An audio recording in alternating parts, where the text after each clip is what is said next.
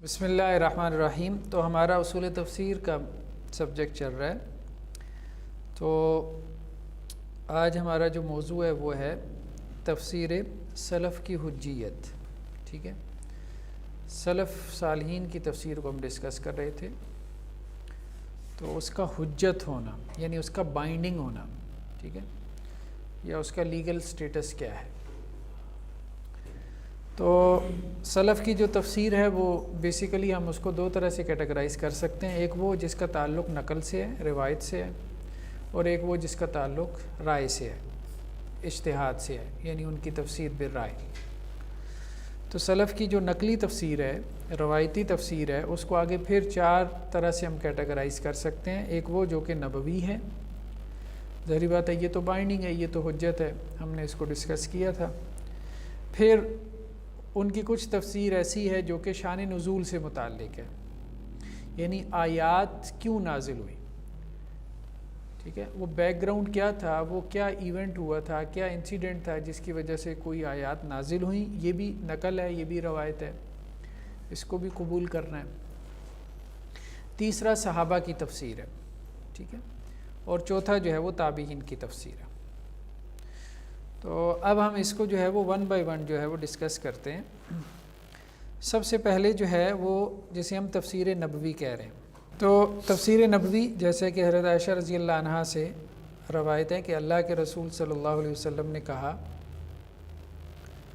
کہ جس کا بھی حساب لے لیا گیا وہ تو ہلاک ہو گیا۔ ٹھیک، یہ صحیح بخاری کی روایت ہے، لیس احد یحاسب الا ہلک۔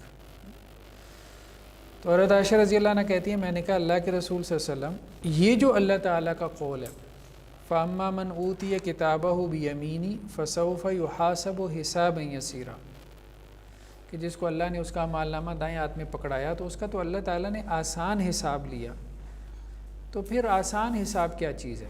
آپ تو یہ کہہ رہے ہیں کہ جس کا حساب ہی لیا گیا تو وہ تو گیا، لیکن قرآن کی آیت کیا کہہ رہی ہے کہ کچھ لوگوں کا حساب لیا جائے گا اور وہ کامیاب ہو جائیں گے، لیکن وہ حساب یسیر ہوگا، آسان حساب ہوگا۔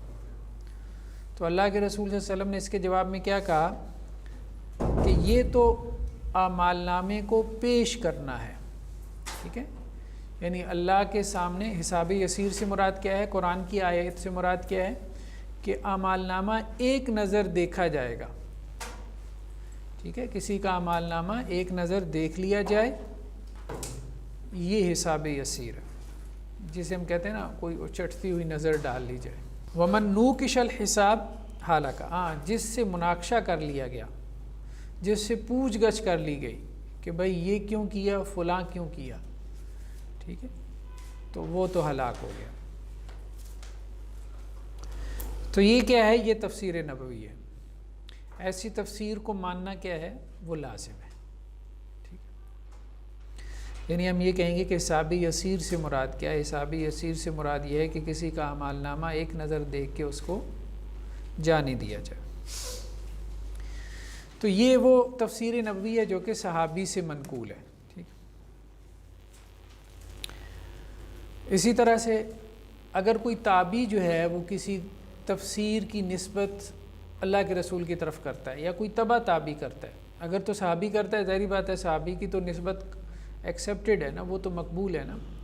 ہاں اگر کوئی تابعی یہ کہتا ہے کہ اللہ کے رسول صلی اللہ علیہ وسلم نے یہ بات کہی یا اس آیت کی یوں تفسیر کی، یا کوئی تبع تابعی یہ کہتا ہے، تو تابعی کہتا ہے تو اس کو ہم کہیں گے مرسل روایت ہے۔ مرسل روایت ہم نے پڑھی تھی نا، مرسل اس کو کہتے ہیں کہ تابعی براہ راست اللہ کے رسول سے روایت کرے، درمیان میں صحابی کو گرا دے، اور تبع تابعی اگر ایسا کرتا ہے تو اس کو ہم مقطوع روایت کہتے ہیں اصطلاح میں، ٹھیک ہے۔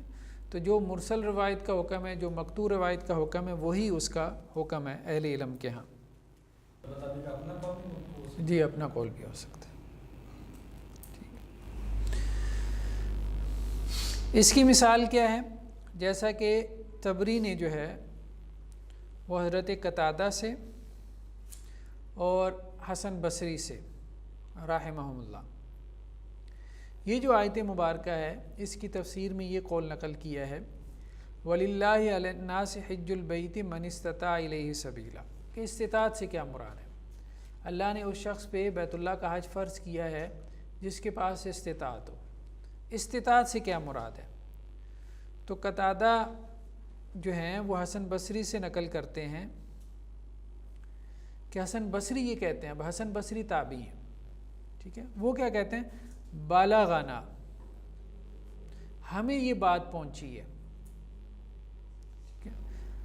ان نبی صلی اللہ علیہ وسلم قال له قائل او رجل، کہ ایک شخص نے نبی کریم صلی اللہ علیہ وسلم سے کہا اے اللہ کے رسول صلی اللہ علیہ وسلم یہ استطاعت سے کیا مراد ہے، رستے کی استطاعت سے کیا مراد ہے؟ تو اللہ کے رسول نے کیا کہا، من وجد زادن وراحلا، یعنی جس کے پاس رستے کا خرچ ہو اور سواری ہو تو اس کے پاس استطاعت ہے، ٹھیک ہے۔ تو اب یہ بات حسن بصری کہہ رہے ہیں کہ ہمیں یہ بات پہنچی ہے، تو یہ کیا ہو گئی، مرسل روایت ہو گئی۔ تو تفسیر میں مرسل روایات جو ہے وہ قابل قبول ہے، ایکسیپٹڈ ہے۔ مرسل کا درجہ کیا تھا صحت کے اعتبار سے؟ حدیث میں جو ہے وہ مرسل ضعیف ہوتی ہے، لیکن تفسیر میں وہ مقبول ہوتی ہے، خاص طور پہ اگر وہ ایک سے زیادہ طرق اس کے آ جائیں تو پھر تو قابل قبول ہوتی ہے۔ تو اب تابعی جب یہ کہتا ہے کہ ہمیں یہ بات پہنچی ہے تو اس میں امکان ہے کہ اسے صحابہ سے ہی پہنچی ہے نا، کیونکہ اس کا انداز بھی یہ بتا رہا ہے کہ اللہ کے رسول سے سوال ہوا، ٹھیک ہے، تو گویا اس کا مصدر جو ہے نا وہ کوئی صحابی ہے۔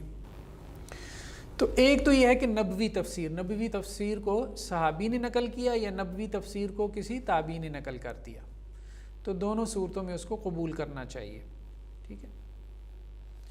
دوسرا کیا ہے، جو سلف کی تفسیر ہے وہ اسباب نزول یعنی شان نزول سے متعلق ہے۔ تو اگر کوئی صحابی یہ کہہ دے کہ اس آیت کا شان نزول یہ ہے تو وہ حجت ہے، اس کا قول کیا ہے، حجت ہے، کیونکہ وہ شان نزول کو سب سے بہتر جاننے والے تھے، یعنی آیات کے پس منظر کو، بیک گراؤنڈ کو، کہ جس میں وہ نازل ہوئی۔ جیسا کہ صحیح بخاری میں یہ روایت ہے حضرت عبداللہ ابن عباس سے کہ جب یہ آیت مبارکہ نازل ہوئی ہے تبت یدا ابی لہب و تب، تو اس کا شان نزول کیا ہے؟ تو عبداللہ ابن عباس کہتے ہیں کہ پہلے یہ آیت نازل ہوئی، وانذر عشیرتک الاقربین، اللہ کے رسول کو کہا گیا کہ آپ اپنے قریبی رشتہ داروں کو کیا کریں، ڈرائیں، تبلیغ کریں۔ تو تبلیغ جو ہے وہ انذار کا کام رسول اللہ صلی اللہ علیہ وسلم نے کہاں سے شروع کیا، اپنے قبیلے سے، خاندان سے، ٹھیک۔ تو اللہ کے رسول جو ہے وہ صفا کے اوپر چڑھے اور آپ نے پھر مختلف جو ہے وہ آپ کے قبیلے کی جو شاخیں تھیں ان کو پکارا، یا بنی فہر، یا بنی عدی، یہ قریش کے جو ہے وہ خاندان تھے۔ جب وہ جمع ہو گئے اور ابو لہب بھی آ گیا اور قریش کے مختلف خاندانوں کے لوگ بھی آ گئے، تو اللہ کے رسول نے کہا کیا اگر میں تمہیں یہ خبر دوں کہ اس پہاڑ کی دوسری طرف جو وادی ہے وہاں سے ایک لشکر جو ہے وہ تم پہ حملہ آور ہونے والا ہے، تو کیا تم میری تصدیق کرو گے؟ تو سب نے کہا کہ جی ضرور کریں گے، کیونکہ ہم نے آپ کو سچا ہی پایا۔ تو اللہ کے رسول نے کہا میں تمہیں ایک سخت دن کے عذاب سے ڈراتا ہوں۔ تو اس پہ ابو لہب نے کہا تب اللہ کا، کہ محمد صلی اللہ علیہ وسلم آپ ہلاک ہو جائیں، معاذ اللہ، کیا آپ نے ہمیں اس لیے جمع کیا؟ تو عبداللہ ابن عباس کیا کہتے ہیں، فنزلت، اس پہ یہ آیات نازل ہوئی، تبت یدا ابی لہب و تب، ابو لہب کے دونوں ہاتھ ٹوٹ جائیں اور وہ خود ہلاک ہو۔ تو شان نزول سے متعلق جو آیات ہیں جو صحابی سے مروی ہیں کہ وہ صریح طور پہ کسی واقعے کو، کسی آیت کا شان نزول بتلاتے ہیں، تو یہ بھی حجت ہے۔ جی اسی طرح سے صحیح بخاری میں روایت ہے عبداللہ ابن مسعود سے کہ یہ جو آیت مبارکہ ہے وَمَا كُنْتُمْ تَسْتَتِرُونَ أَن يَشْهَدَ عَلَيْكُمْ سَمْعُكُمْ، ٹھیک ہے۔ تو اللہ تعالیٰ نے کہا نا جو بھی تم چھپ چھپ کے باتیں کرتے ہو، ٹھیک ہے، تو اس سے کون مراد ہے؟ تو عبداللہ ابن مسعود کہتے ہیں کہ 2 آدمی تھے قریش میں سے اور ایک ان کا سسرالی رشتہ دار تھا قبیلہ ثقیف سے، یا 2 قبیلہ ثقیف سے تھے اور ایک ان کا سسرالی رشتہ دار تھا قریش سے، ٹھیک ہے، اور ایک گھر میں بیٹھ کے یہ لوگ باتیں کر رہے تھے۔ تو ان میں سے ایک نے دوسروں سے کہا کہ تمہاری کیا رائے ہے اس بارے میں کہ ہم یہ جو باتیں کر رہے ہیں اللہ تعالیٰ ہماری باتیں سن رہا ہے؟ تو ایک نے کہا کہ اللہ تعالیٰ بعض باتیں سن رہا ہے، تو دوسرے نے کہا کہ اگر بعض سن رہا ہے تو اس کا مطلب ہے ساری بھی سن سکتا ہے، یہ تو کوئی بات نہ ہوئی کہ کچھ وہ سن رہا ہے کچھ اس کو نہیں سنائی دے رہی۔ اس پہ اللہ تعالیٰ نے یہ آیات نازل کی، وَمَا كُنْتُمْ تَسْتَتِرُونَ أَن يَشْهَدَ عَلَيْكُمْ سَمْعُكُمْ وَلَا أَبْصَارُكُمْ۔ ٹھیک ہے، تو یہ بھی شان نزول سے متعلق ہے۔ اسی طرح صحیح بخاری میں روایت ہے حضرت خباب بن الارض سے، وہ یہ کہتے ہیں کہ میں آس بن وائل سہمی کے پاس آیا اور اس نے میرے کچھ پیسے دینے تھے، تو میں نے اس سے اپنے جو ہے وہ پیسے مانگے، تو اس نے کہا میں تو آپ کے پیسے نہیں دوں گا یہاں تک کہ آپ محمد صلی اللہ علیہ وسلم کا انکار کریں۔ تو میں نے کہا کہ میں تو انکار نہیں کروں گا، تو مر جائے پھر زندہ ہو جائے پھر بھی نہیں کروں گا۔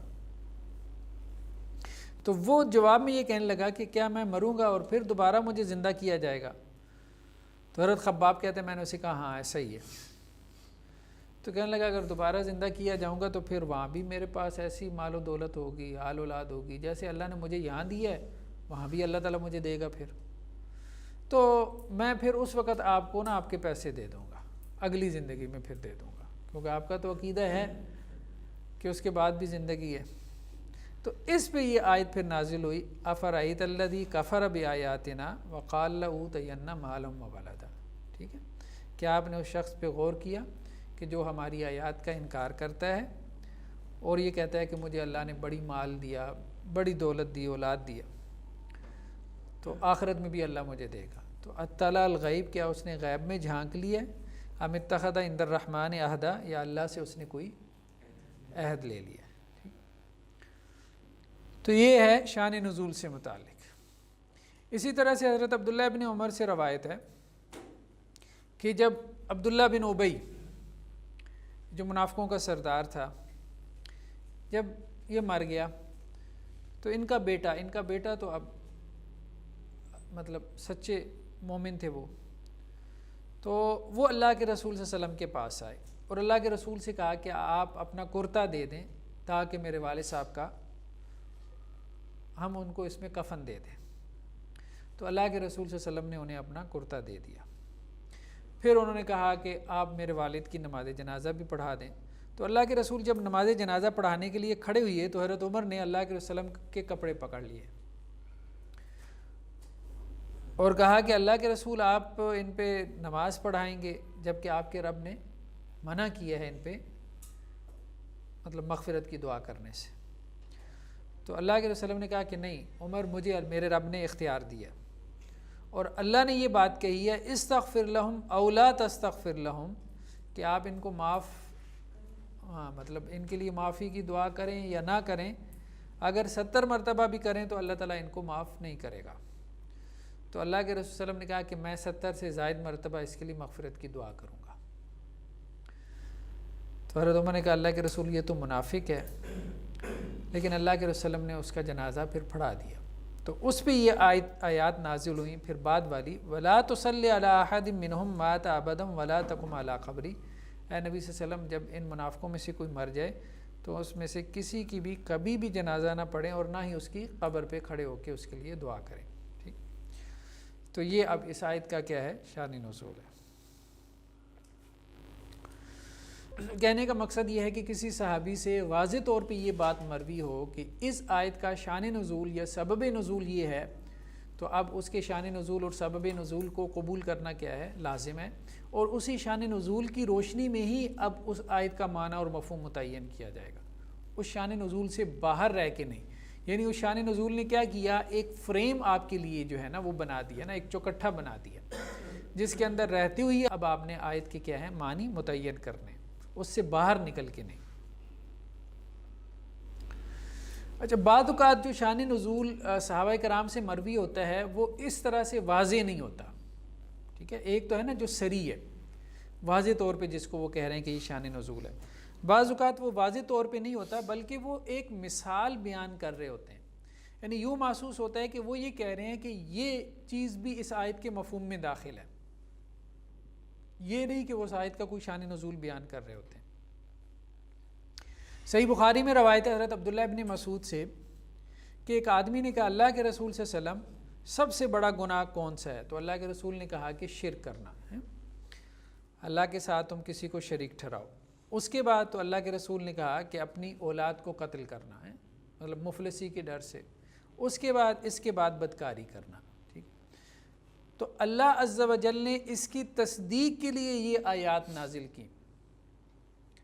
یہ کون کہہ رہے ہیں؟ حضرت عبداللہ ابن مسعود کہہ رہے ہیں۔ تو اب یہ آیات اس واقعے کی وجہ سے نازل نہیں ہوئی، یہ نہیں کہ اس بندے نے سوال کیے اور اللہ کے رسول صلی اللہ علیہ وسلم نے اس کو جواب دیا تو اس پہ یہ آیات نازل ہوئی، یعنی آیات کے نزول کا سبب یہ نہیں ہے، آیات کے نزول کے سبب نہیں ہے۔ ہاں یہ ہے کہ ان آیات میں بھی وہ معنی بیان ہوا ہے جو اللہ کے رسول صلی اللہ علیہ وسلم کی اس حدیث میں ہمیں مل رہا ہے، ٹھیک ہے۔ تو یہ جو شان نزول ہوتا ہے یہ اس طرح سے جب صحابی کہتا ہے فَأَنزَلَ اللَّهُ تَصْدِيقَهَا، یعنی اگر تم نے اللہ کے رسول صلی اللہ علیہ وسلم کی اس بات کی تصدیق قرآن سے کرنی ہو تو پھر یہ آیت پڑھ لو، یہ اس کا معنی ہوتا ہے، یہ نہیں کہ یہ شان نزول ہے۔ اسی طرح سے صحیح مسلم میں روایت ہے حضرت برا بن عازب سے کہ یہ آیت مبارکہ نازل ہوئی حافظوا علی الصلوات وصلاۃ العصر، پہلے یہ آیت اس طرح سے نازل ہوئی تھی، نمازوں کی حفاظت کرو اور عصر کی نماز کی حفاظت کرو۔ تو جب تک اللہ نے چاہا ہم یہ آیت اسی طرح سے پڑھتے رہے، پھر اللہ نے اس آیت کو کیا کیا؟ منسوخ کر دیا، ٹھیک ہے۔ ما ننسخ من آیت او ننسها نأتی بخیر منہا، کوئی بھی آیت جب ہم منسوخ کرتے ہیں یا اس کو بھلوا دیتے ہیں تو اس کی جگہ ہم اس سے بہتر لے آتے ہیں۔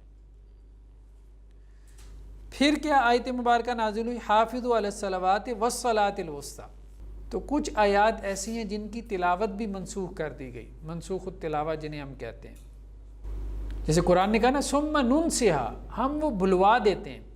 اچھا یہاں سے کچھ لوگوں کو غلط فہمی لگی، حضرت عمر رضی اللہ عنہ سے یہ بات مروی ہے کہ رجم کی جو آیات ہیں نا یہ پہلے قرآن میں تھیں پھر منسوخ کر دی گئی۔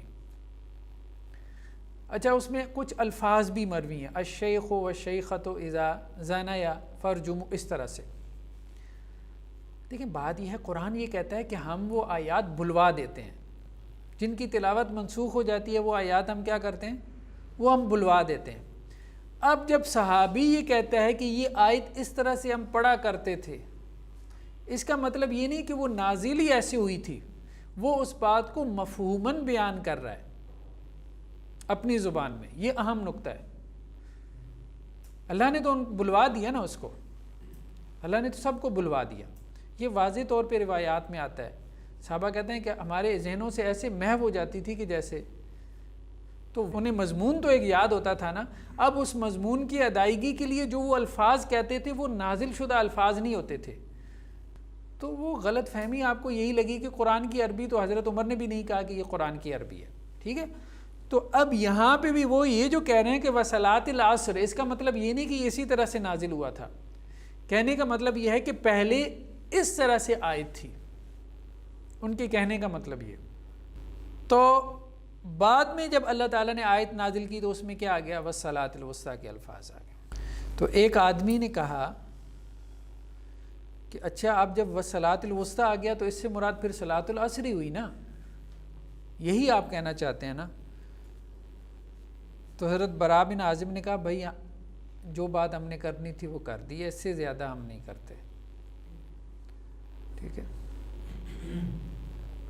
پہلے صلاۃ العصر کے الفاظ ہم پڑھتے تھے، اس کے بعد الصلاۃ الوسطیٰ ہے۔ اب صلاۃ الوسطیٰ سے یہ جو تم مطلب نکال رہے ہو ٹھیک ہے تم نکال لو، ہمارا مطلب بیان کرنے کا کیا تھا؟ سبب نزول، پیچھے ایونٹ، انسیڈنٹ، بس ہم نے صرف واقعہ بیان کرنا ہے، ہم نے استدلال نہیں کرنا۔ صلاۃ الوسطیٰ کے بارے میں مختلف اقوال ہیں نا، زیادہ تر اگرچہ عصر کی نماز کی طرف گئے، کچھ اہل علم فجر کی طرف بھی گئے کہ 2 رات کی نمازیں ہیں، مغرب اور عشاء، اور 2 دن کی نمازیں ہیں، ظہر اور عصر، تو درمیان میں فجر کی نماز ہے۔ جیسے قرآن نے ایک جگہ پہ فجر کی نماز کو ہائی لائٹ بھی کیا، وہ قرآن الفجر، ٹھیک ہے۔ تو واللہ عالم، اللہ بہتر جانتا ہے. تو اس لیے وہ پھر انہوں نے اس کو اس کے ساتھ نہیں کیا کہ اس سے مراد صلاۃ العصر ہے، لیکن بہرحال زیادہ تر رائے یہی ہے. تو کہنے کا مقصد یہ، دیکھیں بات یہ ہے کہ سبب نزول جو ہے وہ بیان کرنے کا مقصد یہ نہیں ہے کہ اس کے علاوہ کوئی آیت کی تفسیر نہیں ہو سکتی. اس نقطے کو اچھے طریقے سے پکڑ لیں.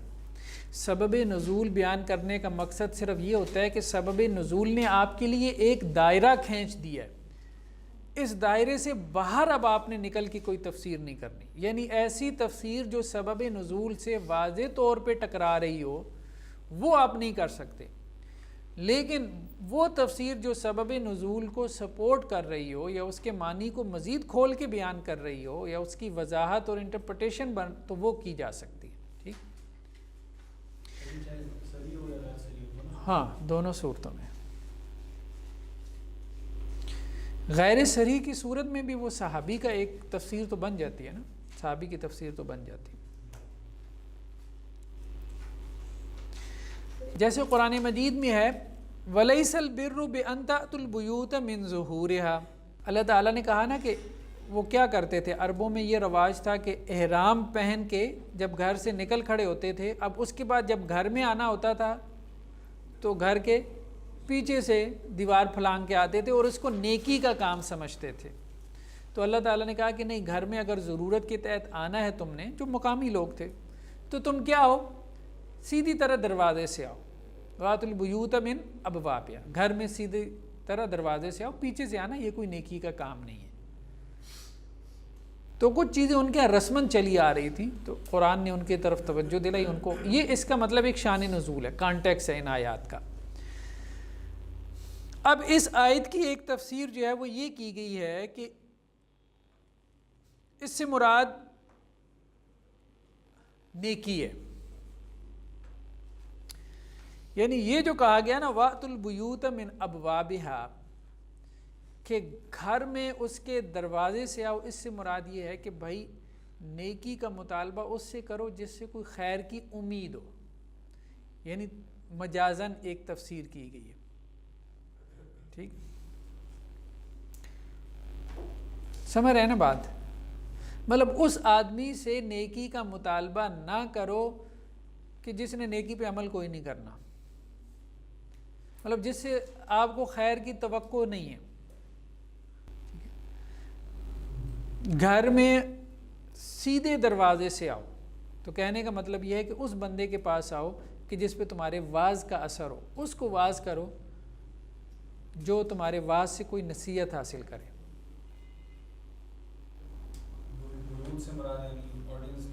جی ہاں ہاں ہاں، مجازن لے لیا نا، مجاز میں بہت دور چلے گئے نا، بہت دور چلے گئے. ٹھیک ہے، لیکن یہ جو ہے نا اب شان نزول سے بہت دور ہو گئی بات، تو اس لیے ایسی تفسیر کیا ہے، مردود ہوگی، ایسی تفسیر مردود ہوگی. یہ تفسیر جو ہے نا ابو عبیدہ کی ہے، متوفہ 210 ہجری. ٹھیک ہے،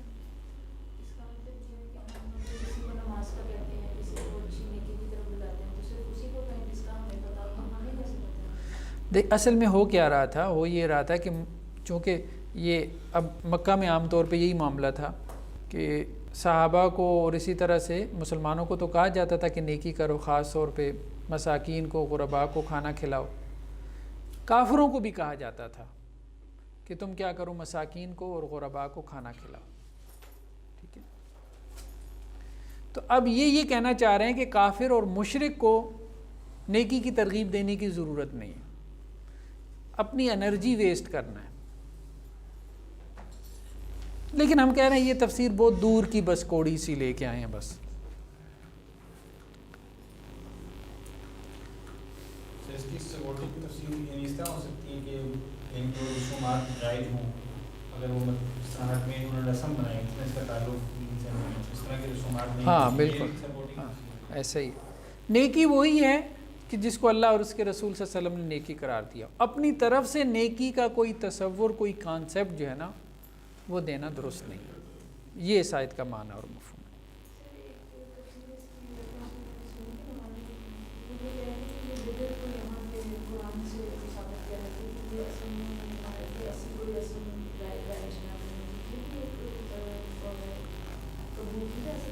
ہاں ٹھیک ہے، مطلب کوئی بھی مسلم سوسائٹی میں کوئی بھی ایسی چیز جو کہ نیکی سمجھ کے رائج کی جائے تو جب تک اس کے پیچھے کوئی دلیل نہ ہو کتاب و سنت کی تو وہ اس کو رائج نہیں کیا جا سکتا۔ جی اسی طرح سے تابعی یا تبع تابعی کی جو روایت ہے، ٹھیک ہے، تو وہ دو طرح سے ہوگی، یا تو تابعی اور تبع تابعی نے سند بیان کی ہے صحابی تک، پھر تو دیکھیں وہ تفسیر صحابی بن گئی، یا تابعی کی جو روایت ہے وہ مرسل ہے اور تبع تابعی کی روایت کیا ہے، مقطوع ہے، یعنی سند اس کی کیا ہے، منقطع ہے۔ جیسا کہ مجاہد، اب مجاہد جو ہے وہ حضرت عبداللہ ابن عباس کے شاگردوں میں سے، ٹھیک ہے، یہ کہتے ہیں 60 مرتبہ میں نے پورا قرآن عبداللہ ابن عباس سے شروع سے آخر تک ان کے سامنے رکھا اور اس کے معنی ان سے پوچھے، تو بڑے شاگردوں میں سے ان کے۔ تو مجاہد یہ کہتے ہیں کانوا یسافرون ولا یتزودون، کہ سفر کرتے تھے لیکن زیادہ راہ نہیں لے کے جاتے تھے۔ اب کن کی بات کر رہے ہیں یہ مجاہد؟ ہے تو یہ تفسیر تابعی، لیکن انداز اگر غور کریں نا تو کیا کہہ رہے ہیں؟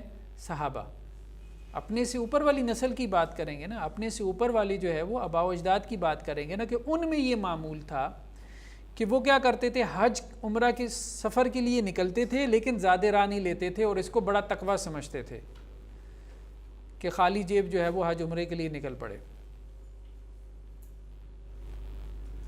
تو اللہ نے اس پہ یہ آیات نازل کی وَتَزَوَّدُوا فَإِنَّ خَيْرَ الزَّادِ التَّقْوَىٰ فَنَزَلَتْ۔ اب یہ جو شان نزول ہے یہ مرسل روایت ہے، تو اگر مرسل روایت میں شان نزول ہو، یعنی کوئی تابعی یہ بات کہے کہ یہ شان نزول ہے، یا کوئی تبع تابعی یہ بات کہے، مقطوع روایت ہو، وہ یہ کہے کہ جی یہ اس آیت کا شان نزول ہے، تو پھر اگر وہ اکیلا ہے تو پھر تو وہ حجت نہیں ہے۔ لیکن اگر ایک سے زائد تابعی ایسی بات کر رہے ہیں، ایک سے زیادہ لوگ ایسی بات کر رہے ہیں، تو مرسل جب ایک سے زائد طرق سے آ جائے تو پھر وہ حجت ہو جاتی ہے۔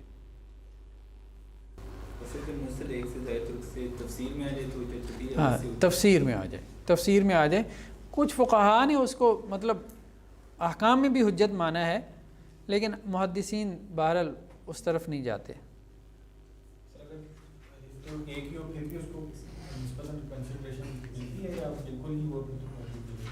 نہیں، فقہاء اس کو قبول کرتے ہیں، محدثین نہیں کرتے، مفسرین بھی کر لیتے ہیں، کسی درجے میں کر لیتے ہیں۔ جی یہ تو تھا یعنی تفسیر سلف کی حجیت، جبکہ اس تفسیر کا تعلق نقل سے ہو، ٹھیک ہے۔ دوسری صورت یہ ہے کہ تفسیر سلف کی حجیت جبکہ وہ تفسیر کا تعلق رائے سے ہو، یعنی سلف کی تفسیر بالرائے حجت ہے کہ نہیں ہے۔ ایک تو سلف کی نقلی تفسیر ہے نا، اور ایک ان کی تفسیر بالرائے ہے۔ سلف کی جو تفسیر بالرائے ہے، جیسے مثال کے طور پہ ایک تو وہ ہوتی ہے جسے ہم غیر سری اسباب نزول کہتے ہیں، یعنی وہ کیا کرتے ہیں، کسی بات کو کسی آیت کا سبب نزول بنا دیتے ہیں، شان نزول کے طور پہ اس کو بیان کر دیتے ہیں۔ تو غیر سری اسباب نزول، یعنی سری سبب نزول تو وہ ہے نا جو واقعتاً میں کوئی سبب نزول ہے، ٹھیک ہے، اور غیر سری اسباب نزول سے مراد یہ ہے کہ سلف میں سے کوئی بھی صحابی ہو، تابعی ہو، تبع تابعی ہو، وہ کسی واقعے کو کسی آیت کا شان نزول بتلاتا ہے، لیکن اصلاً وہ اس کا شان نزول ہوتا نہیں ہے۔ تو اس کی مراد کیا ہوتی ہے؟ اس کی مراد یہ ہوتی ہے کہ اس قسم کا واقعہ اس آیت کی تفسیر میں شامل ہے، یعنی یہ آیت اس قسم کے واقعات کے بارے میں نازل ہوئی ہے، گویا وہ اس واقعے کے ذریعے سے اس آیت کی تفسیر کر رہا ہوتا ہے۔ دوسرا یہ ہے کہ سلف میں اختلاف ہو جائے، تنوع تو ہوتا ہے، بعض اوقات ایک آیت کی تفسیر میں 4-5 اقوال مل جاتے ہیں، ٹھیک۔ تیسرا یہ ہے کہ کچھ قصص، ایک تو شان نزول ہے، شان نزول اور چیز ہے، ایک ہے قصص۔ کچھ قصے ایسے ہیں جو کہ ہمیں رسول اللہ صلی اللہ علیہ وسلم سے ملتے ہیں، یہ ہم آگے اس کی مثالیں دیکھتے ہیں۔ کچھ قصے ایسے ہیں جن کا تعلق اخبار عرب سے ہے، اور کچھ قصے ایسے ہیں جن کا تعلق اسرائیلیات سے ہے، تو وہ ان قصوں کو کیا کرتے ہیں، آیات کی تفسیر بنا دیتے ہیں، ان قصوں کو آیات کی تفسیر کے ذیل میں نقل کر دیتے ہیں۔ تو یہ بھی ایک طرح سے تفسیر بالرائے ہوتی ہے ان کی۔ تو یہ جو 3 طرح سے ان کی تفسیر بالرائے ہے، اس کا کیا حکم ہے؟ اب ہم اس کو ذرا مثالوں سے سمجھتے ہیں۔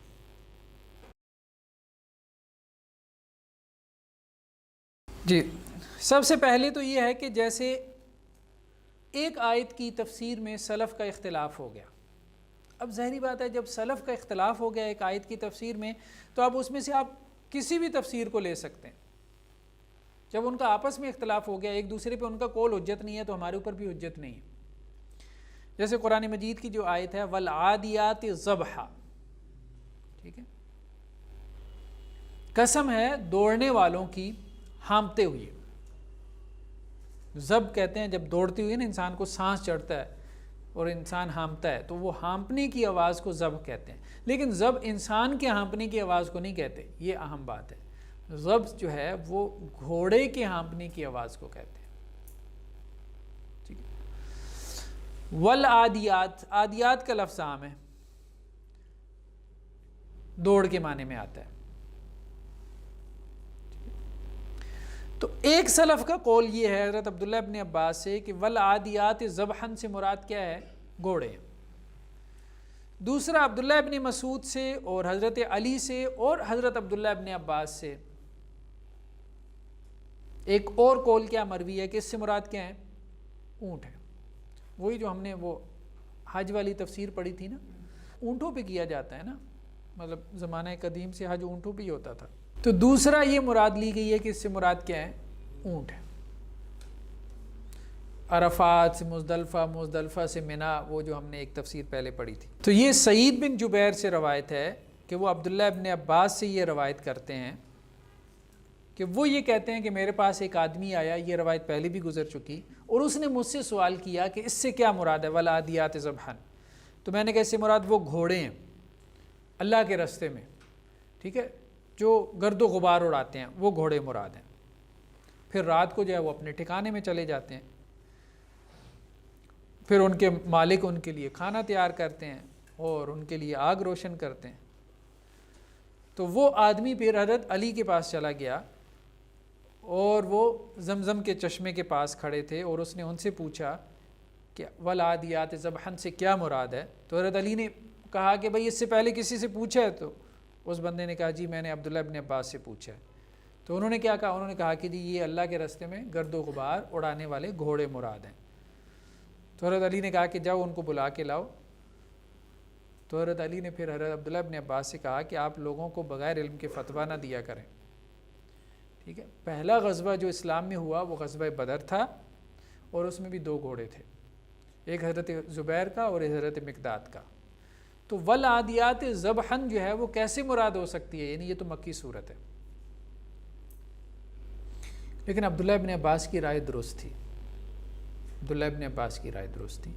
اس سے مراد جو ہے وہ اصل میں انہوں نے یہ کہہ دیا نا فی سبیل اللہ، یہ الفاظ انہیں نہیں بولنے چاہیے تھے کہ اللہ کے راستے میں جو گھوڑے جو ہے نا وہ گرد و غبار، تو وہ مراد ہیں۔ تو جہاد تو اب ظاہری بات ہے فرض ہوا مدینہ میں جا کے، تو وہ حضرت علی کی بات درست تھی کہ فی سبیل اللہ والے گھوڑے یہاں پہ مراد نہیں ہیں۔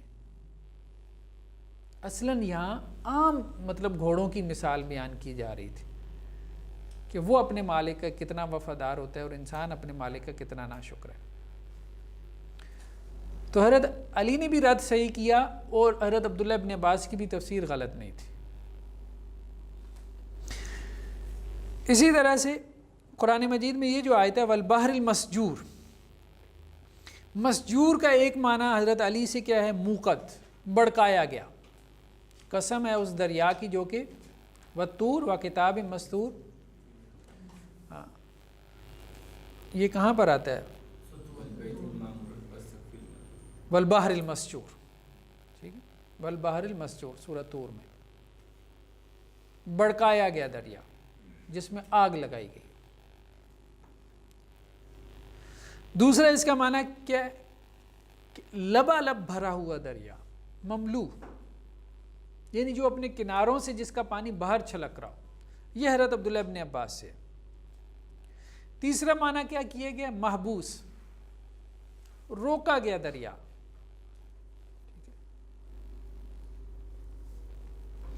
اب یہ ساری تفاسیر کون سی ہیں؟ جو کہ جن کا تعلق تنوع سے ہے، ورائٹی سے ہے۔ مطلب ایک دریا جو ہے وہ اپنے کناروں سے چھلکتا ہوا بھی ہو سکتا ہے، ٹھیک، اور بڑکایا ہوا بھی ہو سکتا ہے، کہ اس کا پانی گرمی کی شدت سے کھول رہا ہو، بڑک رہا ہو، ابل رہا ہو۔ تو قرآن مجید میں یہ جو آیت ہے، قُلْ يَا أَهْلَ الْكِتَابِ تَعَالَوْا إِلَىٰ كَلِمَةٍ سَوَاءٍ بَيْنَنَا وَبَيْنَكُمْ، اہل کتاب آؤ اس بات کی طرف جو ہمارے اور تمہارے درمیان کیا ہے؟ مشترک ہے۔ تو یہاں اہل کتاب سے کون مراد ہے؟ کن کو یہ دعوت اتحاد دی گئی ہے کہ آؤ ہمارے ساتھ اتحاد کر لو اس نقطے پہ کہ اللہ کے علاوہ کسی کی عبادت نہیں کریں گے۔ یہاں سے یہ بھی معلوم ہوتا ہے قرآن کی آیت سے کہ اتحاد نان مسلم سے بھی ہو سکتا ہے، لیکن اتحاد کا نقطہ کیا ہوگا؟ بنیاد کیا ہوگی؟ توحید۔ تو ایک قول تو یہ ہے کہ یہ یہود کے بارے میں نازل ہوئی، یہ آیت یہود کے بارے میں۔ یہ کس سے ہے؟ قتادہ سے، ربیع سے، ابن جریج سے۔ ایک قول یہ ہے کہ یہ نصارہ کے بارے میں ہے، ٹھیک ہے، اہل کتاب سے مراد نصارہ ہیں۔ یہ محمد بن جعفر سے ہے، سدی سے اور ابن زید سے۔ لیکن تبری کیا کہتے ہیں؟ اس سے مراد دونوں ہو سکتے ہیں، اور یہ بات درست ہے۔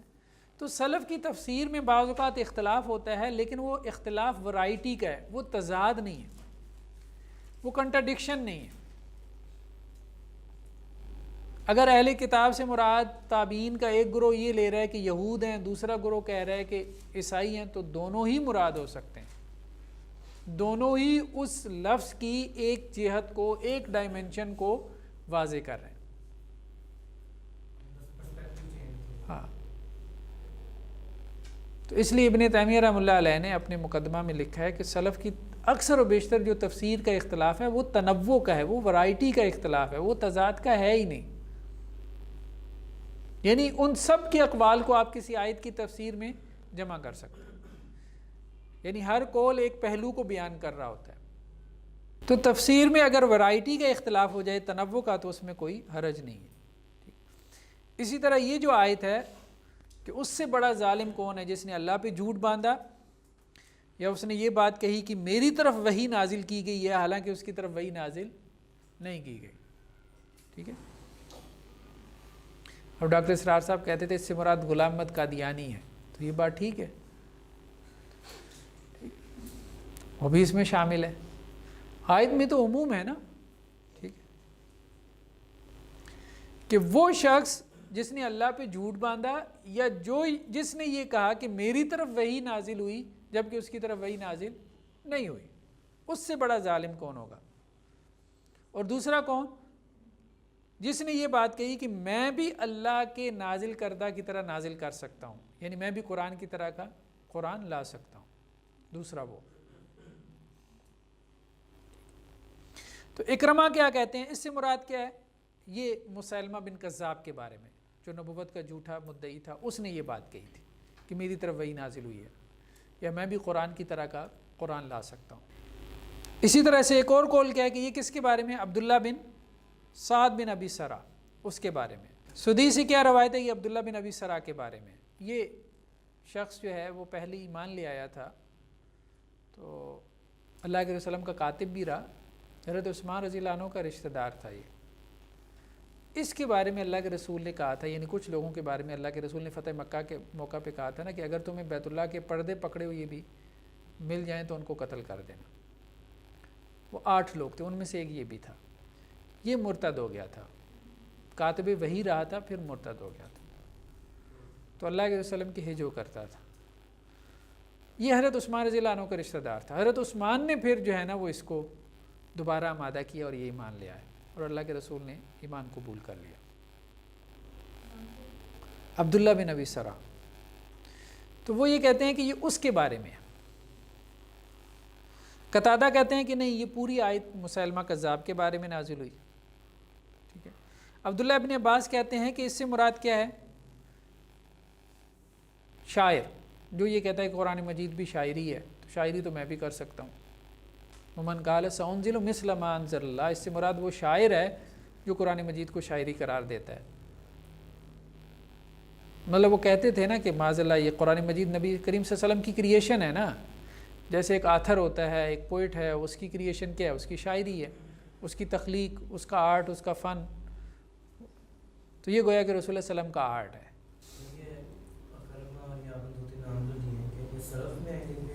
تابعین میں سے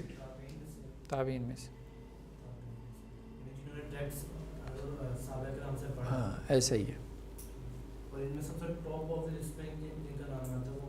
مجاہد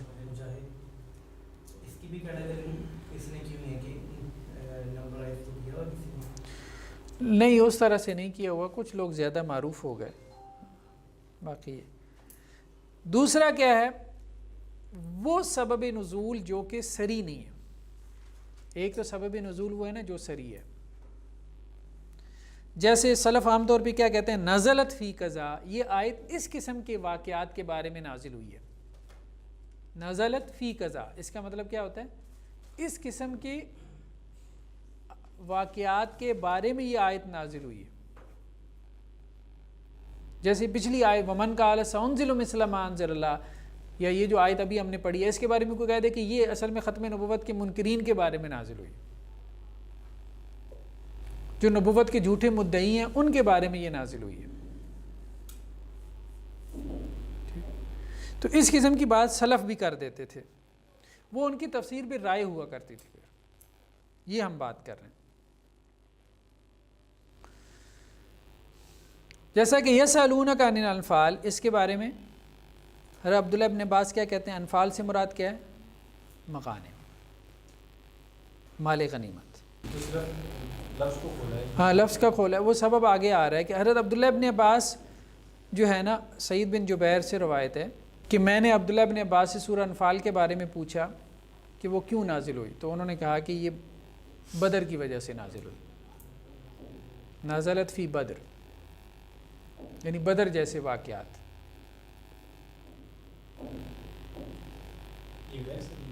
یہ غیر سری ہے. نہیں صرف بدر نہیں ہے نا، اس میں صرف بدر کا واقعہ نہیں ہے، ٹھیک ہے، بدر جیسے واقعات وہ بھی اس میں شامل ہے نا. صحیح بخاری میں ہے حضرت انس سے کہ یہ جو آیت من المؤمنین رجال صدقوا ما عاہدوا اللہ علیہ، اہل ایمان میں سے کچھ ایسے ہیں جنہوں نے اللہ سے کیا گیا وعدہ کیا کیا؟ سچ کر دکھایا. تو وہ کہتے ہیں کہ ہماری رائے یہ ہے، ہماری رائے یہ ہے کہ یہ آیت کس کے بارے میں نازل ہوئی؟ انس بن نضر کے بارے میں. تو یہ غیر سری ہوا نا. اسی طرح سعد بن ابی وقاص، یہ بھی صحابی ہیں، یہ کیا کہتے ہیں؟ نازلت فی الحروریہ، حروری خوارج کو کہتے تھے کہ خارج کے بارے میں یہ آیت نازل ہوئی ہے. انما جزاء الذین یحاربون اللہ ورسولہ ویسعون فی الارض، جو اللہ اور اس کے رسول سے جنگ کرتے ہیں یا زمین میں فساد پھیلاتے ہیں تو ان کی سزا کیا ہے؟ مخالف سمت سے ان کے ہاتھ پاؤں کاٹ دو، یا بری طرح سے ان کو قتل کر دو، یا صلیب دے دو، یا ملک بدر کر دو. اب جب آیت نازل ہوئی تھی اس وقت خارج موجود ہی نہیں تھے. خارج تو بعد میں پیدا ہوئی نا، حضرت علی کے زمانے میں حضرت علی نے ان سے لڑائی کی ہے نا، خارج سے جنگ نہروان ہوئی تھی نا. تو سعد بن ابی وقاص نے اس آیت کا کیا کیا ہے؟ اطلاق کیا ہے خوارج کے اوپر. وہ خوارج کے بارے میں نازل نہیں ہوئی تھی. تو یہ ان کی ایک رائے ہے، ٹھیک ہے. اب وہ یہ کہہ رہے ہیں نازلت فی الحروریہ، تو جب صحابی یہ کہتا ہے نازلت فی قضا، تو اس کا مراد یہ نہیں ہوتی کہ وہ اس کا سبب نزول بیان کر رہا ہے، وہ اصل میں ان کو اس آیت کے مفہوم میں داخل کر رہا ہے، یہ کہتے ہوئے کہ یہ آیت اس قسم کے لوگوں کے بارے میں، گروہ کے بارے میں، فرقوں کے بارے میں نازل ہوئی ہے. تو یہ ضروری ہے مطلب اس بات کو سمجھنا کہ نازلت فی قضا میں کیا فرق ہے.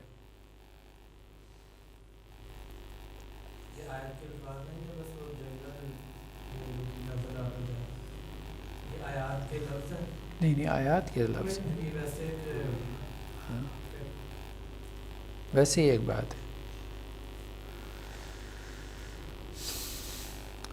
تو یہ جو قرآن مجید میں آیت ہے وَتُخْفِي فِي نَفْسِكَ مَا اللَّهُ مُبْدِي، اس کو امام بخاری لے کے آئے ہیں، ٹھیک ہے، اور آپ اپنے جی میں چھپا رہے تھے جس کو اللہ تعالیٰ واضح کرنے والا تھا، ٹھیک ہے۔ تو انس بن مالک سے روایت ہے کہ یہ جو آیت ہے وَتُخْفِي فِي نَفْسِكَ مَا اللَّهُ مُبْدِي، یہ حضرت زینب بنت جاش اور زید بن حارثہ کے واقعے میں نازل ہوئی۔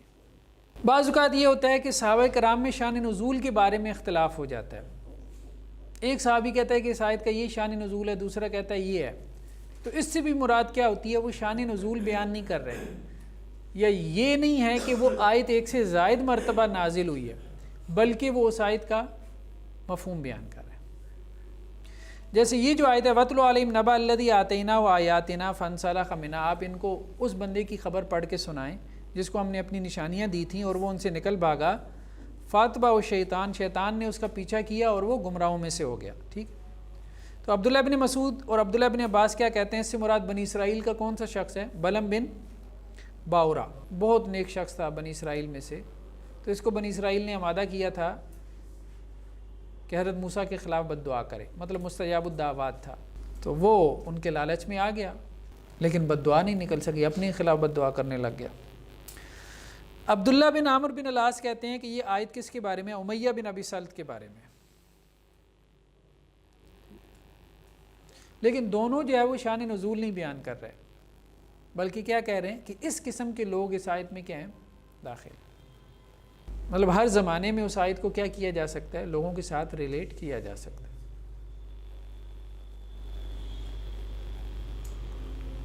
یہ کون تھا امیہ بن ابی سلط؟ یہ بھی مشرکین کے سردار میں سے تھا نا، مشرکین مکہ میں سے۔ اسی طرح یہ جو آیت ہے امن ہوا قانتٌ آناء اللیل ساجدا وقائما، وہ شخص جو رات کی مختلف پہروں میں کھڑا ہے، سجدہ کرتے ہوئے، قیام کرتے ہوئے، آخرت سے ڈر رہا ہے، اللہ کی رحمت کی امید رکھے ہوئے۔ تو عبداللہ بن عمر کیا کہتے ہیں؟ اس سے مراد کون ہے؟ حضرت عثمان ہے۔ تو صحابہ کرام اس طرح سے ایک آیت کے معنی اور مفہوم میں کسی دوسرے کو داخل کر دیتے تھے، کسی مشرک کو یا پھر کسی اپنے ساتھی کو۔ عبداللہ بن عباس کہتے ہیں کہ اس سے مراد کون ہے؟ عمار بن یاسر ہے، یعنی نازلت فی عمار بن یاسر، یہ عمار بن یاسر کے بارے میں نازل نہیں ہوئی، کیا مراد ہے؟ کہ عمار بن یاسر جیسے لوگ اس سے مراد ہے۔ عبداللہ بن عباس سے ایک اور روایت میں ہے کہ یہ آیت نازل ہوئی ہے نازلت هذه الآیہ فی ابن مسعود، عبداللہ بن مسعود کے بارے میں اور عمار بن یاسر کے بارے میں اور سالم کے بارے میں۔ تو کہنے کا مقصد ہے کوئی بھی مراد ہو سکتا ہے، عام الفاظ ہیں نا، کوئی بھی مراد ہو سکتا ہے، وہ متعین تفسیر نہیں ہے، صحابی جو کر رہا ہے اس کی متعین تفسیر نہیں ہے کہ جسے آپ آگے پیچھے نہیں ہو سکتے، وہ اس تفسیر کی ایک نوع بیان کر رہا ہے اور اس کے اور بھی انواع جو ہے وہ بیان کی جا سکتی ہیں۔ بعض اوقات یہ ہوتا ہے کہ قرآن مجید کے کانٹیکس سے جو آپ تفسیر کر رہے ہیں اور جو تفسیر آپ کو شان نزول سے مل رہی ہے، دونوں آپس میں ٹکراتی ہیں۔ قرآن مجید کا سیاق و سباق سے ایک تفسیر بن رہی ہے اور ایک شان نزول سے آ رہی ہے، یعنی سلف سے آ رہی ہے، دونوں آپس میں کیا ہیں؟ ٹکرا رہی ہیں۔ تو اس صورت میں کس کو ترجیح دیں گے؟ تبری کہتے ہیں آپ سلف کی تفسیر کو ترجیح دیں گے۔ جیسے مثال کے طور پہ یہ جو آیت ہے قُلْ أَرَأَيْتُمْ إِنْ كَانَ مِنْ عِنْدِ اللَّهِ وَكَفَرْتُمْ بِهِ، بھائی غور کرو، کافروں کو اللہ نے کہا نا کہ تم نے تو اس کا انکار کر دیا نا قرآن کا، اگر یہ سوچو 2 منٹ کے لیے سوچو کہ یہ قرآن اگر اللہ کی طرف سے ہوا، ٹھیک، وَشَاهِدَ شَاهِدٌ مِّن بَنِي إِسْرَائِيلَ عَلَىٰ مِثْلِهِ، اور بنی اسرائیل میں سے ایک گواہی دینے والے نے گواہی دی ہے اس کے مثل پر۔ یہ کون ہے؟ بنی اسرائیل میں سے کس نے گواہی دی؟ تو اس میں جو روایات ہیں شان نزول کی وہ کیا کہتی ہیں؟ اس سے مراد کون ہے؟ عبداللہ بن سلام، جو یہود میں سے تھے، مدینہ کے یہود میں سے بڑے علماء میں سے تھے اور انہوں نے اسلام قبول کر لیا تھا۔ یہ سعد بن ابی وقاص سے ہے اور عبداللہ بن عباس سے ہے اور اسی طرح سے تابعین کی ایک جماعت سے، کہ اس سے مراد کون ہے؟ عبداللہ بن سلام۔ لیکن مسروق اور شعبی یہ بھی تابعین ہیں، یہ کیا کہتے ہیں کہ نہیں، شاہد شاہد من بنی اسرائیل، بنی اسرائیل میں سے جس نے گواہی دی ہے یہ عبداللہ بن سلام نہیں ہے، یہ موسیٰ ہے۔ کیوں کیونکہ یہ جو آیات ہیں یہ مکی ہیں، اور عبداللہ بن سلام جو ہے وہ کہاں ایمان لے کے آئے؟ مدینہ۔ لیکن طبری یہ کہتے ہیں کہ بظاہر کانٹیکس یہ کہہ رہا ہے، چونکہ مکی آیات ہیں، کانٹیکس سارا یہی کہہ رہا ہے کہ موسیٰ مراد ہونے چاہیے، لیکن سلف کی تعبیر جو ہے نا وہ اس میں زیادہ بہتری ہے۔ اگر آپ سلف کی تعبیر میں غور کریں گے تو آپ کو کچھ ایسے پہلو مل جائیں گے جس کی وجہ سے وہ تفسیر آپ کو راجح معلوم ہوگی۔ تو یہ بات جو ہے نا، یہ جو مکی والی بات ہے نا، یہ مطلب بعض جگہوں پہ یہ کمزور معلوم ہوتی ہے، ٹھیک ہے نا؟ جیسے حضرت علی نے یہ جو تعویل کی تھی نا کہ والعادیات ضبحا، یہ تو مکی صورت ہے، اس سے مراد گھوڑے نہیں ہو سکتے، کیونکہ جہاد فی سبیل اللہ تو شروع ہوئی مدینہ میں جا کے ہوا ہے۔ لیکن اگر عام گھوڑے مراد لے لیے جائیں تو پھر وہ اعتراض رفع ہو جاتا ہے۔ جی، تو ہم ڈسکس کر رہے تھے تفسیر سلف کی حجیت، تو اس میں جو ان کی تفسیر بالرائے ہے تو اس کو زیر بحث لے کے آئے تھے۔ تو تیسرا نقطہ کیا ہے؟ قصص سے ارتباط۔ بعض اوقات کچھ قصے ہوتے ہیں، کبھی اللہ کے رسول صلی اللہ علیہ وسلم سے مروی ہیں، کبھی اخبار عرب میں سے ہیں، عرب کی خبریں ہیں، کبھی اسرائیلی روایات ہیں، بنی اسرائیل کی، یعنی یہودی روایات جنہیں ہم کہتے ہیں، تو ان کو وہ تفسیر کے طور پہ نقل کر دیتے ہیں، ٹھیک ہے؟ تو اس کا کیا حکم ہے یہ تفسیر بالرائے۔ اللہ کے نبی صلی اللہ علیہ وسلم سے بھی اگر وہ واقعہ مروی ہو، لیکن اللہ کے رسول نے اس واقعے کو اس آیت کی تفسیر نہیں بنایا، کون بنا رہا ہے؟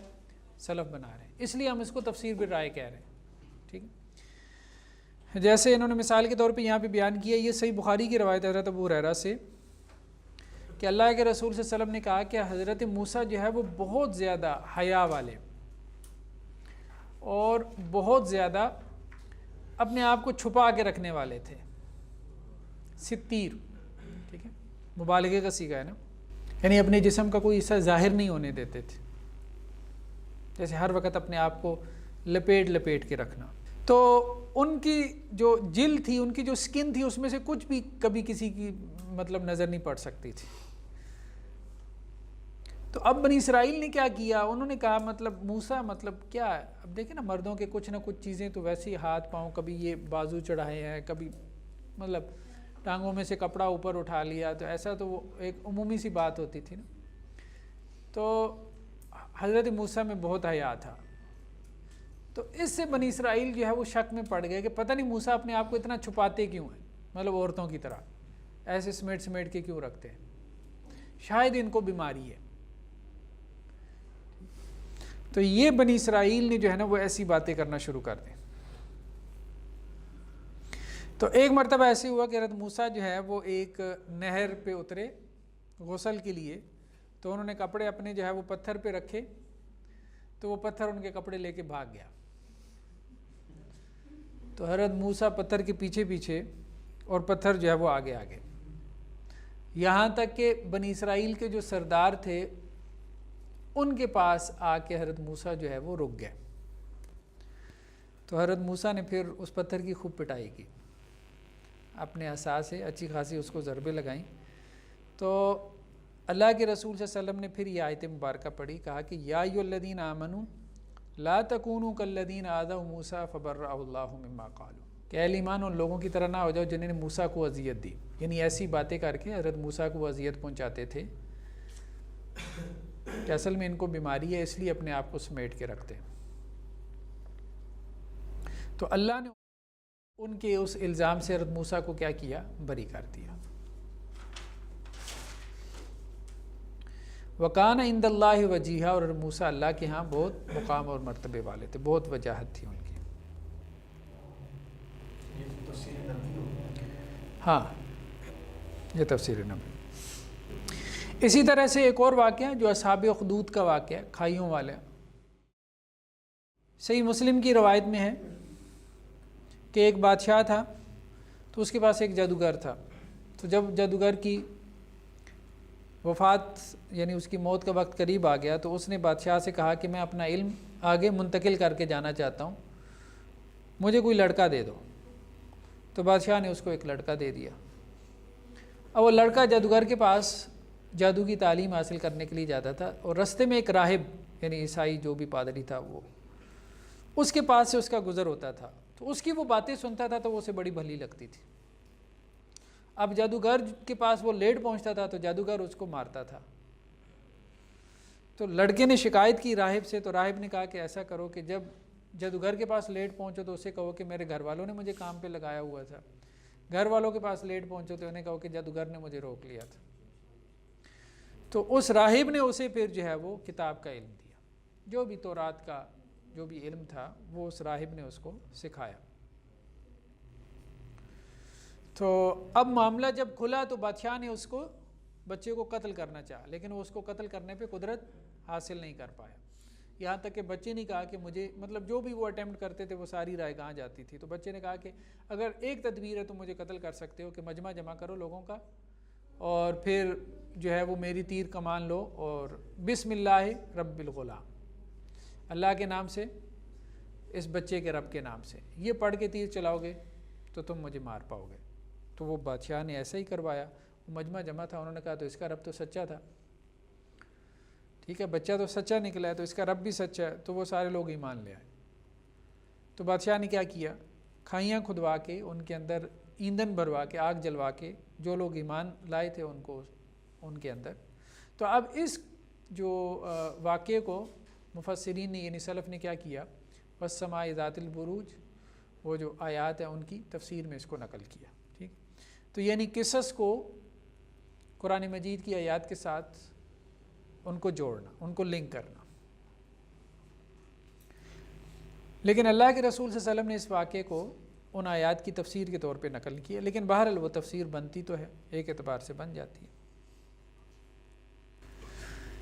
اسی طرح سے یہ جو آیات ہیں ولما ورد ما مدینہ، حضرت موسیٰ کے بارے میں، جب وہ مصر سے نکلے ہیں اور مدین کے کنویں پہ پہنچے ہیں،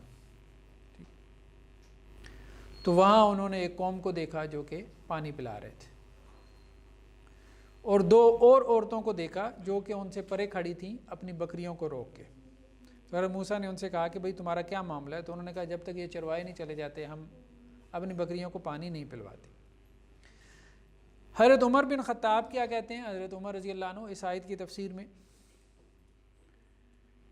کہ جب وہ لوگ فارغ ہو جاتے تھے پانی پلا کے، یعنی جو مرد تھے، تو وہ کنویں کے اوپر چٹان رکھ دیتے تھے، اور اس چٹان کو جو ہے وہ 10 لوگ اٹھا سکتے تھے۔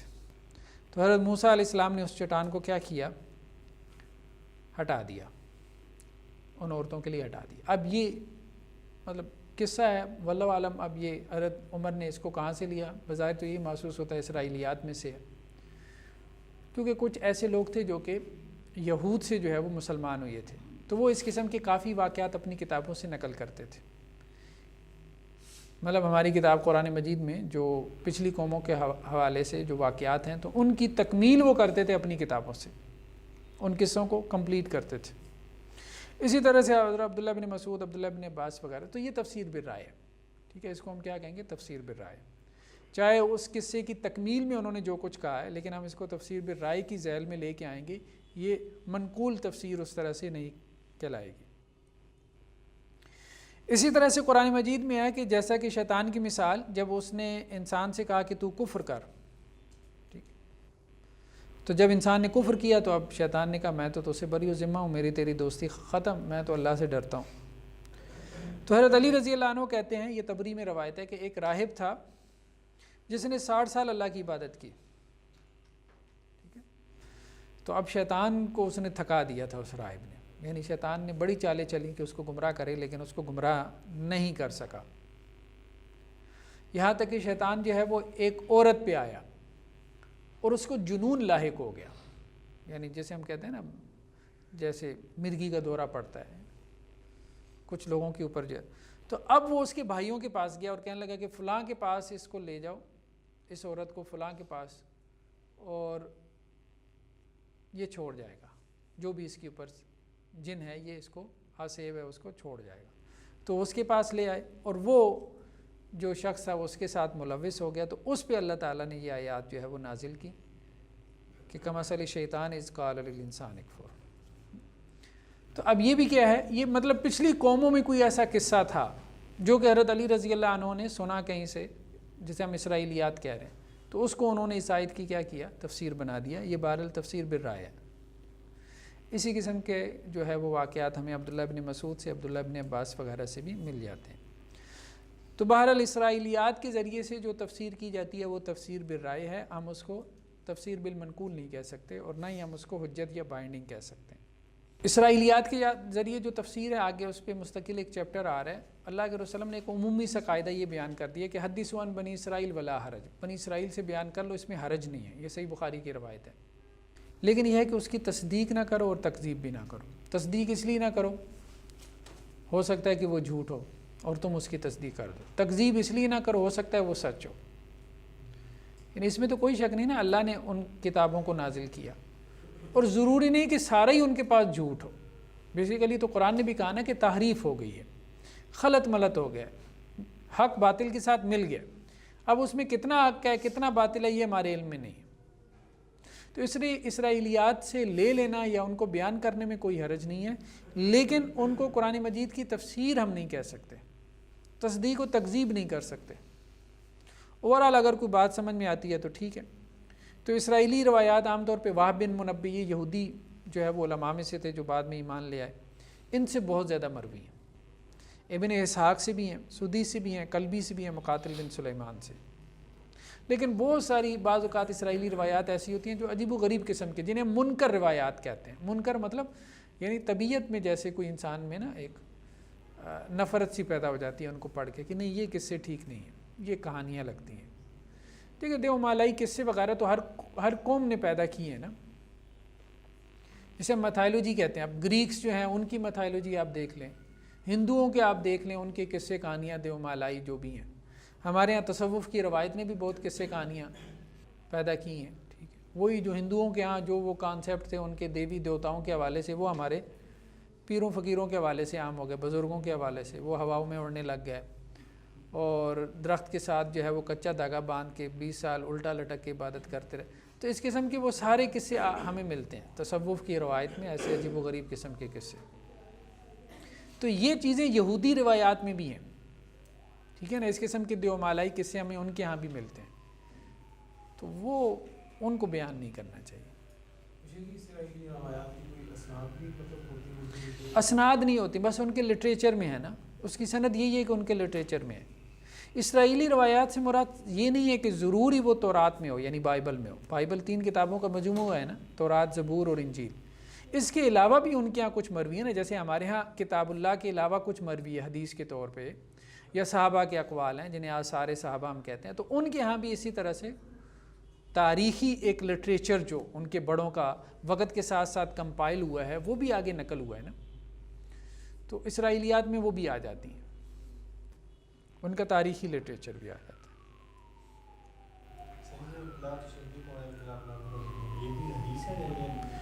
حدیث کے الفاظ ہیں، صحیح بخاری کے الفاظ۔ تو سلف سے بعض اوقات جو ہے وہ غیب کے بارے میں کچھ اقوال مروی ہوتے ہیں، ان کے بارے میں گمان یہی ہے کہ وہ انہوں نے اللہ کے رسول سے سنے ہوں گے، ٹھیک ہے۔ جیسے قرآن مجید کی یہ آیت ہے، فَاتَّقُوا النَّارَ الَّتِي وَقُودُهَا النَّاسُ وَالْحِجَارَةُ، اس آگ سے بچو کہ جس کا ایندھن لوگ بنیں گے، اور اس کا ایندھن کون بنیں گے؟ پتھر۔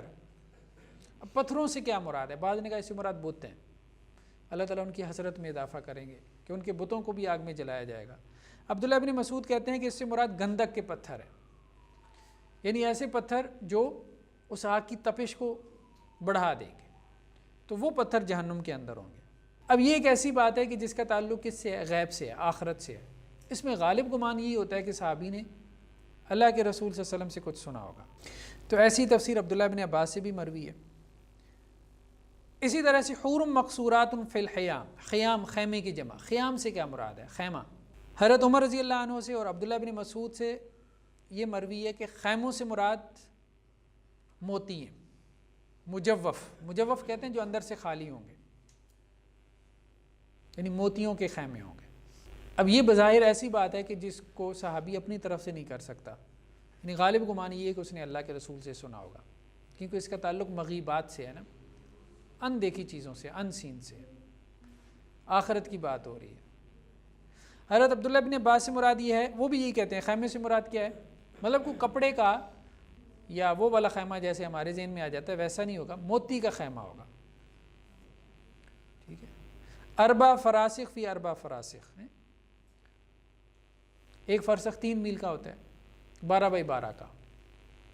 اب یہ ایسی چیزیں ہیں کہ جو بظاہر یہ محسوس ہوتا ہے کہ صحابی نے کہیں کوئی نہ کوئی اللہ کے رسول کی بات جو ہے نا اس کا مصدر بنی ہے اس کے اس قول کا۔ اور ویسے ایک روایت ایسی ملتی بھی ہے، صحیح بخاری میں ہے، اللہ کے نبی صلی اللہ علیہ وسلم فرمایا خیمہ کیا ہے؟ درہ مجوفہ، ایک موتی ہے جو اندر سے خالی ہے، طولها فی السماء 30 میلا، ٹھیک ہے، آسمان میں اس کی بلندی جو ہے وہ 30 میل ہوگی۔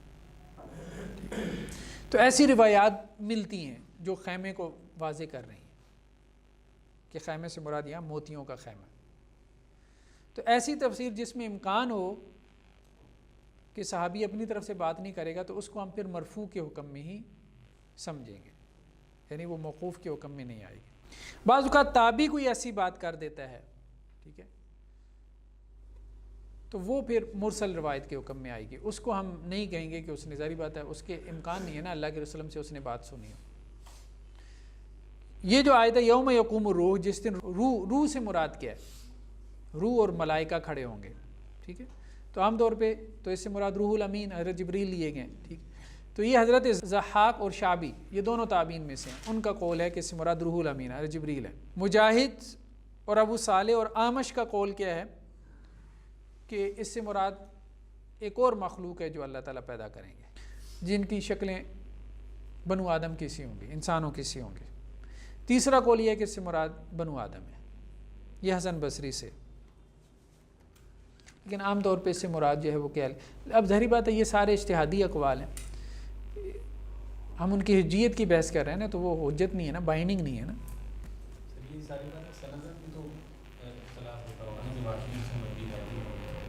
ہاں سند کی بحث بھی ہوتی ہے، سند کی بحث بھی آگے آ رہی ہے۔ تو اگر تو سلف کا اتفاق ہو جائے کسی قول پہ، یعنی کوئی اختلاف مروی نہ ہو، تو پھر تو وہ حجت ہے، لیکن اگر ان کا اختلاف ہے تو ظاہری بات ہے پھر حجت نہیں، ٹھیک۔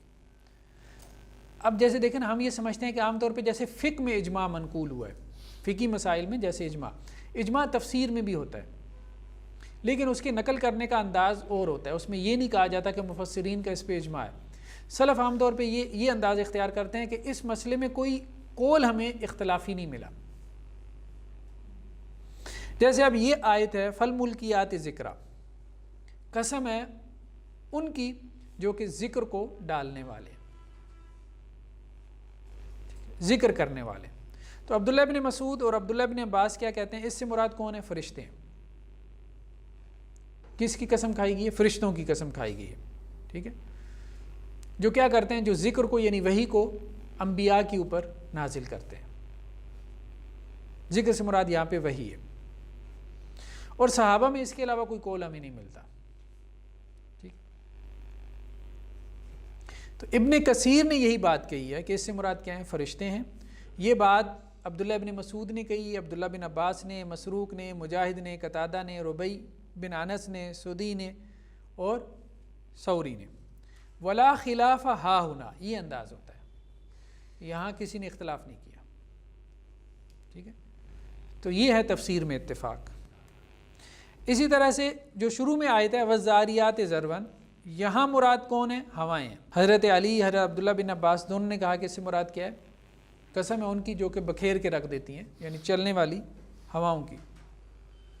ابن کثیر یہ کہتے ہیں کہ یہی تفسیر عبداللہ بن عباس نے کی، عبداللہ بن عمر نے کی، سعید بن جبیر نے کی، حسن نے، قتادہ نے، سدی نے اور اس کے علاوہ نے، ٹھیک ہے، اور ابن جریر اور ابن ابی حاتم نے اس کے علاوہ کوئی تفسیر نقل ہی نہیں کی۔ یہ بہت بڑے انسائکلوپیڈیا ہے نا تفسیر بالمنقول کا، تو انہوں نے اس کے علاوہ کوئی قول نقل ہی نہیں کیا۔ تو گویا سلف میں یہی ایک قول ہے۔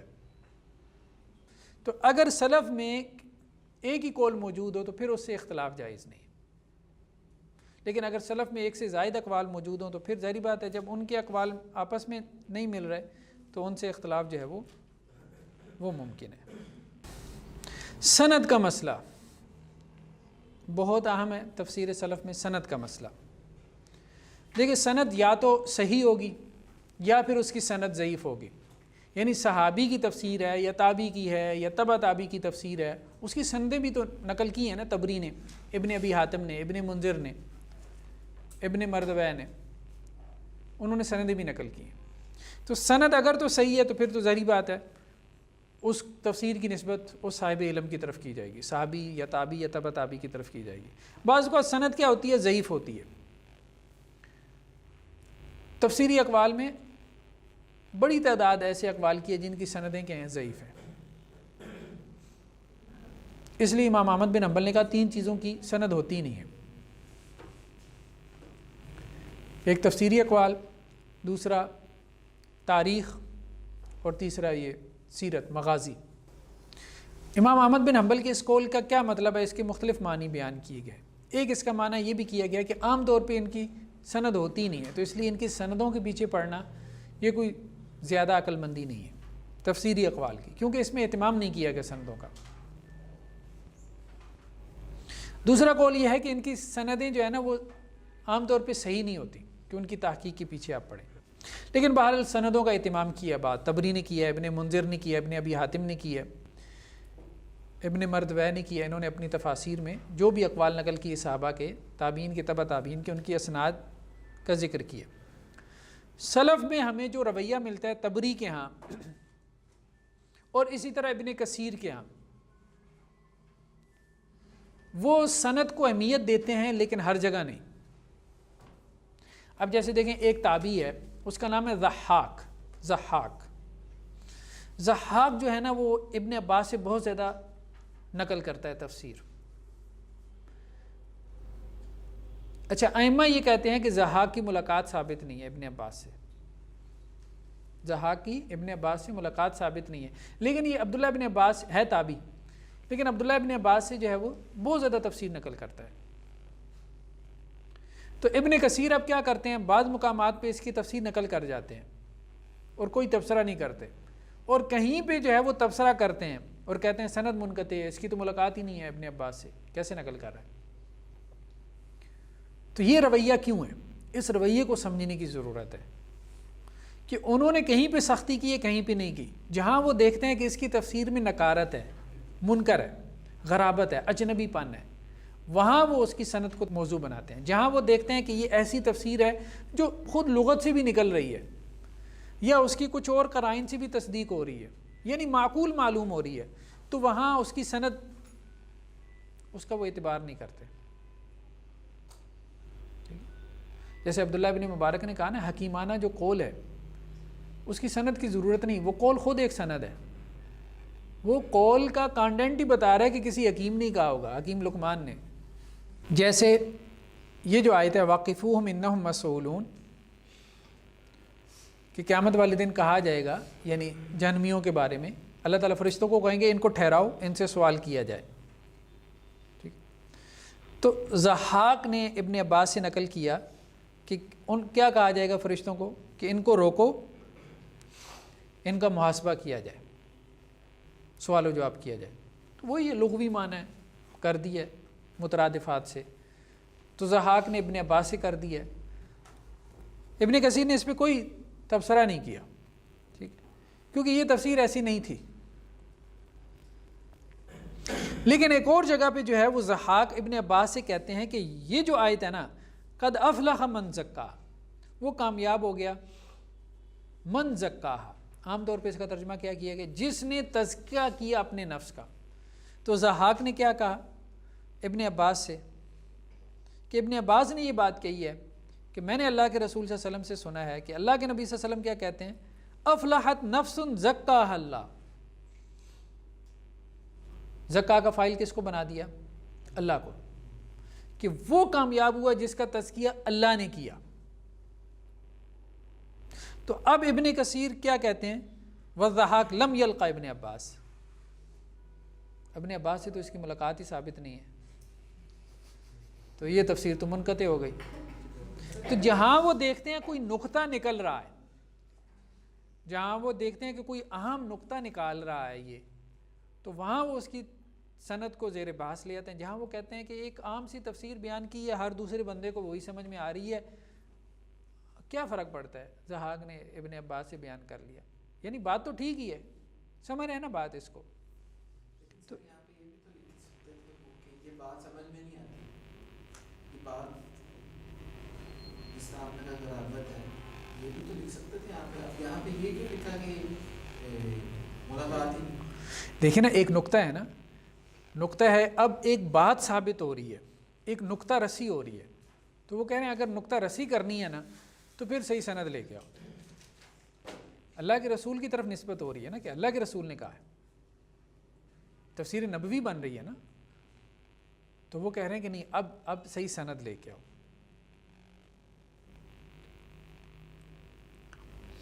اس پر بھی ان کے نزدیک ہوتا ہے کہ سند ابھی بھی منقطع ہے لیکن اس کو اہمیت نہیں دیتے. اس کے جی جب تفسیر ایسی ہو اس میں نقل کرنے کی ضرورت نہیں ہے، ہاں پھر وہ اہمیت نہیں دیتے. ویسے ہاں اہمیت نہیں دیتے، اہمیت نہیں دیتے اور اس کو بیان بھی کر جاتے ہیں. وہ کہتے ہیں کوئی حرج نہیں ہے، بغیر سند کے بھی آپ بیان کر دو، اگر تو وہ تفسیر ایسی نہیں ہے جس میں آپ کو کوئی غرابت یا نکارت محسوس ہو رہی ہے. اب جیسے دیکھیں ضحاک نے ابن عباس سے بیان کیا کہ حضرت علی بن ابی طالب جو ہے وہ نماز پڑھ رہے تھے، ٹھیک ہے، تو ایک سائل گزرا، حضرت علی حالت رکوع میں تھے، تو ایک سوالی گزرا اور اس نے سوال کیا، تو حضرت علی نے اپنی انگوٹھی اتاری اور اس کو دے دی. تو اس پہ یہ آیت نازل ہوئی، انما ولیکم اللہ ورسولہ. آگے آیت کیا ہے؟ والذین آمنوا الذین یقیمون الصلاۃ ویؤتون الزکاۃ وہم راکعون. سمجھ رہے ہیں؟ واو حالیہ بنا لیا کہ وہ زکوٰۃ دیتے ہیں اس حال میں کہ وہ حالت رکوع میں ہوتے ہیں، اس حال میں بھی خرچ کرتے ہیں، رکوع کی حالت میں بھی. اب بات ایسی تھی کہ اب ظاہری بات ہے یہ نقطہ رسی ایسی ہے کہ اس میں پھر انہوں نے کہا کہ الضحاک لم یلقا ابن عباس، ملاقات نہیں. تو طبری نے بھی یہی کام کیا ہے اور ابن کثیر نے بھی یہی کام کیا ہے کہ انہوں نے تفسیری اقوال میں سلف کے عام طور پہ اس کو اہمیت نہیں دی. یہ نہیں کہ ان کو پتہ نہیں ہوتا تھا کہ اس میں سند منقطع ہے، ڈسکنیکٹ ہے، یا اس میں راوی ضعیف ہے، یا یہ عام طور پہ وہ چلاتے ہیں. لیکن جہاں دیکھتے ہیں کہ اب یہ کوئی خاص نقطہ رسی کرنے لگا ہے تو وہ پھر وہاں کرائٹیریا جو ہے نا وہ کیا کر دیتے ہیں، کڑا کر دیتے ہیں. تفسیر میں حدیث میں سند کی اہمیت میں اتنا فرق ہے؟ اس کی ایک وجہ ہے کہ حدیث میں جو ہے وہ نسبت جو ہے نا وہ اللہ کے رسول صلی اللہ علیہ وسلم کی طرف ہو رہی ہوتی ہے. تو جب نسبت اللہ کے رسول کی طرف ہو رہی ہو تو پھر اس میں معیار آپ کو کڑا کرنا پڑتا ہے. یہاں پہ اقوال سلف ہے نا، صحابی کی طرف نسبت ہو رہی. دیکھیں اللہ کے رسول کے حوالے سے تو باقاعدہ کوشش کی گئی نا جھوٹ گڑنے کی، صحابہ کے حوالے سے اتنا کوشش نہیں کی گئی کیونکہ صحابی کا وہ مقام ہی نہیں تھا کہ کوئی اتنا تکلف کرتا یار تابعی کے حوالے سے میں نے جھوٹ گڑنا ہے، تبع تابعی کے حوالے سے میں نے جھوٹ گڑنا. اگرچہ ٹھیک ہے کسی امام کے حوالے سے بھی جھوٹ گھڑا گیا ہے، وہ تو بات ٹھیک ہے، لیکن اتنا زیادہ نہیں. اس کی وجہ یہ ہے کہ اس کی دین میں کوئی اتنی اہمیت وہ والی نہیں تھی جو اللہ کے رسول کی اہمیت تھی، جو آپ صلی اللہ علیہ وسلم کا سٹیٹس تھا. تو اس لیے اس کے لیے اتنا کڑا معیار جو ہے نا وہ نہیں رکھا گیا. دیکھیں نا یحییٰ بن سعید القطان، یہ امام احمد کے اساتذہ میں سے ہیں. یحییٰ بن سعید یحییٰ بن معین کے اساتذہ میں سے، یعنی امام بخاری کے استاد ہیں علی بن مدینی، علی بن مدینی کے استاد ہیں یحییٰ بن سعید، یعنی امام بخاری کے دادا استاد ہیں. اس سے آپ اندازہ لگا لیں.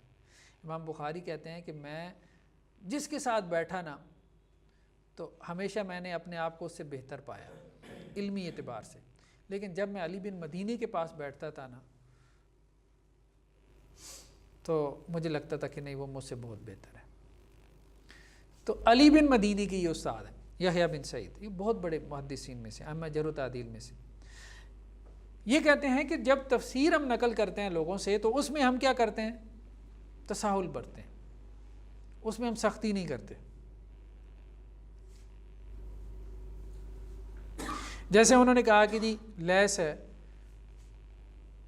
جوائبر ہے، ضحاک ہے، کلبی ہے، تو کہتے ہیں ان سے حدیث نہیں لی جائے گی لیکن ان سے تفسیر ہم لے لیتے ہیں. تو جن راویوں سے حدیث نہیں لی گئی ان سے تفسیر لی گئی ہے. اسی طرح ایسی بات بہقی نے بھی کہی ہے. بہقی نے کیا کہا ہے؟ امام بہقی نے کہا کہ دیکھیں بات یہ ہے کہ ایک راوی جھوٹا ہے اس کو تو سائڈ پہ کر دیں، یا جس کے اوپر جھوٹ کی تہمت ہے اس کو بھی سائڈ پہ کر دیں. اب آئیں وہ کہ جس کا حافظہ خراب ہے، یا جو غلطیاں بہت کرتا ہے، ٹھیک ہے، یا جو مجہول راوی ہے، انانیمس ہے، ٹھیک ہے. تو اس قسم کے جو راویوں کی جو روایات ہیں نا، اگر تو وہ احکام میں ہو، حلال حرام میں، پھر تو ہم نہیں لیتے. لیکن اگر وہ ترغیب تفسیر میں ہو، مغازی میں ہو، سیرت میں ہو، تو ہم لے لیتے ہیں، اس میں ہم سختی نہیں کرتے. ایسا ہی قول جو ہے وہ ہمیں امام احمد بن حنبل سے بھی مل جاتا ہے. وہ کہتے ہیں جب حلال حرام کی بات آتی ہے ہم کرائیٹیریا سخت کر لیتے ہیں، جب بات آتی ہے ترغیب کی، تشویق کی، ٹھیک ہے، تو آداب کی، تو پھر ہم اپنا کرائیٹیریا نرم کر لیتے ہیں. خطیب بغدادی نے بھی یہی بات کی ہے. امام عاصم، ہم جو قرات کرتے ہیں نا، یہ روایت حفص، یہ حفص جو ہے وہ امام عاصم کی قرات ہے، ٹھیک ہے.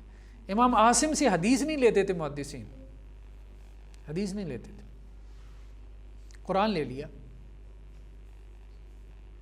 اس لیے کہ ان کی زندگی قرآن پڑھنے پڑھانے میں گزری ہے نا. تو جب قرآن پڑھنے پڑھانے میں زندگی گزری ہے تو قرآن میں تو وہ کیا تھے؟ اسپیشلائز تھے. حدیث ان کا فیلڈ نہیں تھا، میدان نہیں تھا، تو اس لیے اس میں غلطیاں کرتے تھے بہت، تو اس لیے حدیث ان سے نہیں لی.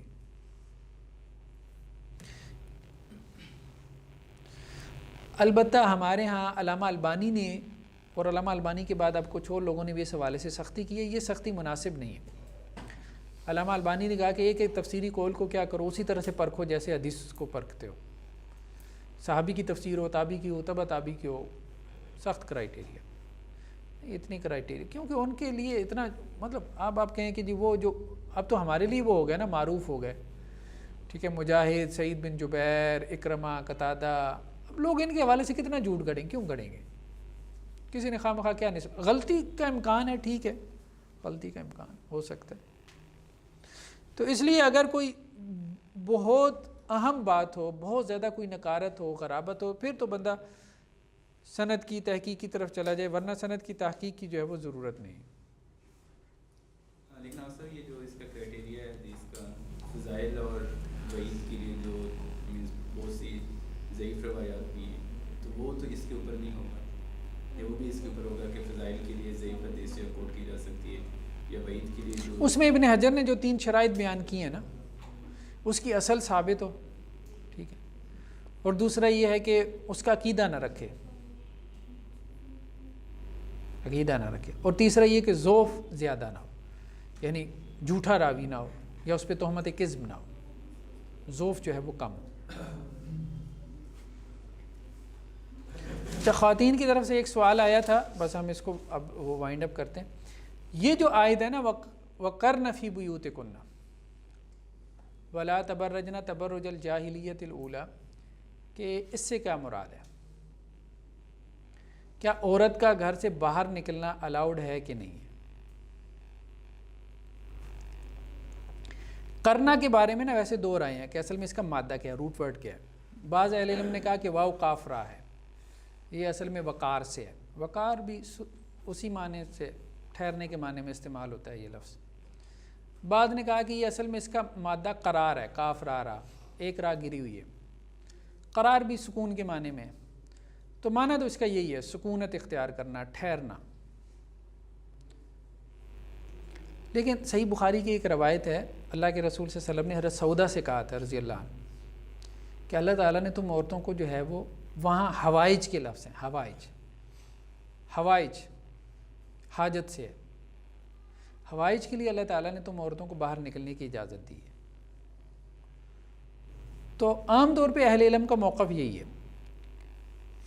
کہ دنیاوی حاجت ہو یا دینی حاجت ہو، اس کے لیے عورت اپنے گھر سے باہر نکل سکتی ہے. رسول اللہ صلی اللہ علیہ وسلم کے زمانے میں بھی ہمیں یہی چیز ملتی ہے کہ نماز کے لیے عورتیں نکلتی تھیں، حج اور عمرے کے لیے نکلتی تھیں،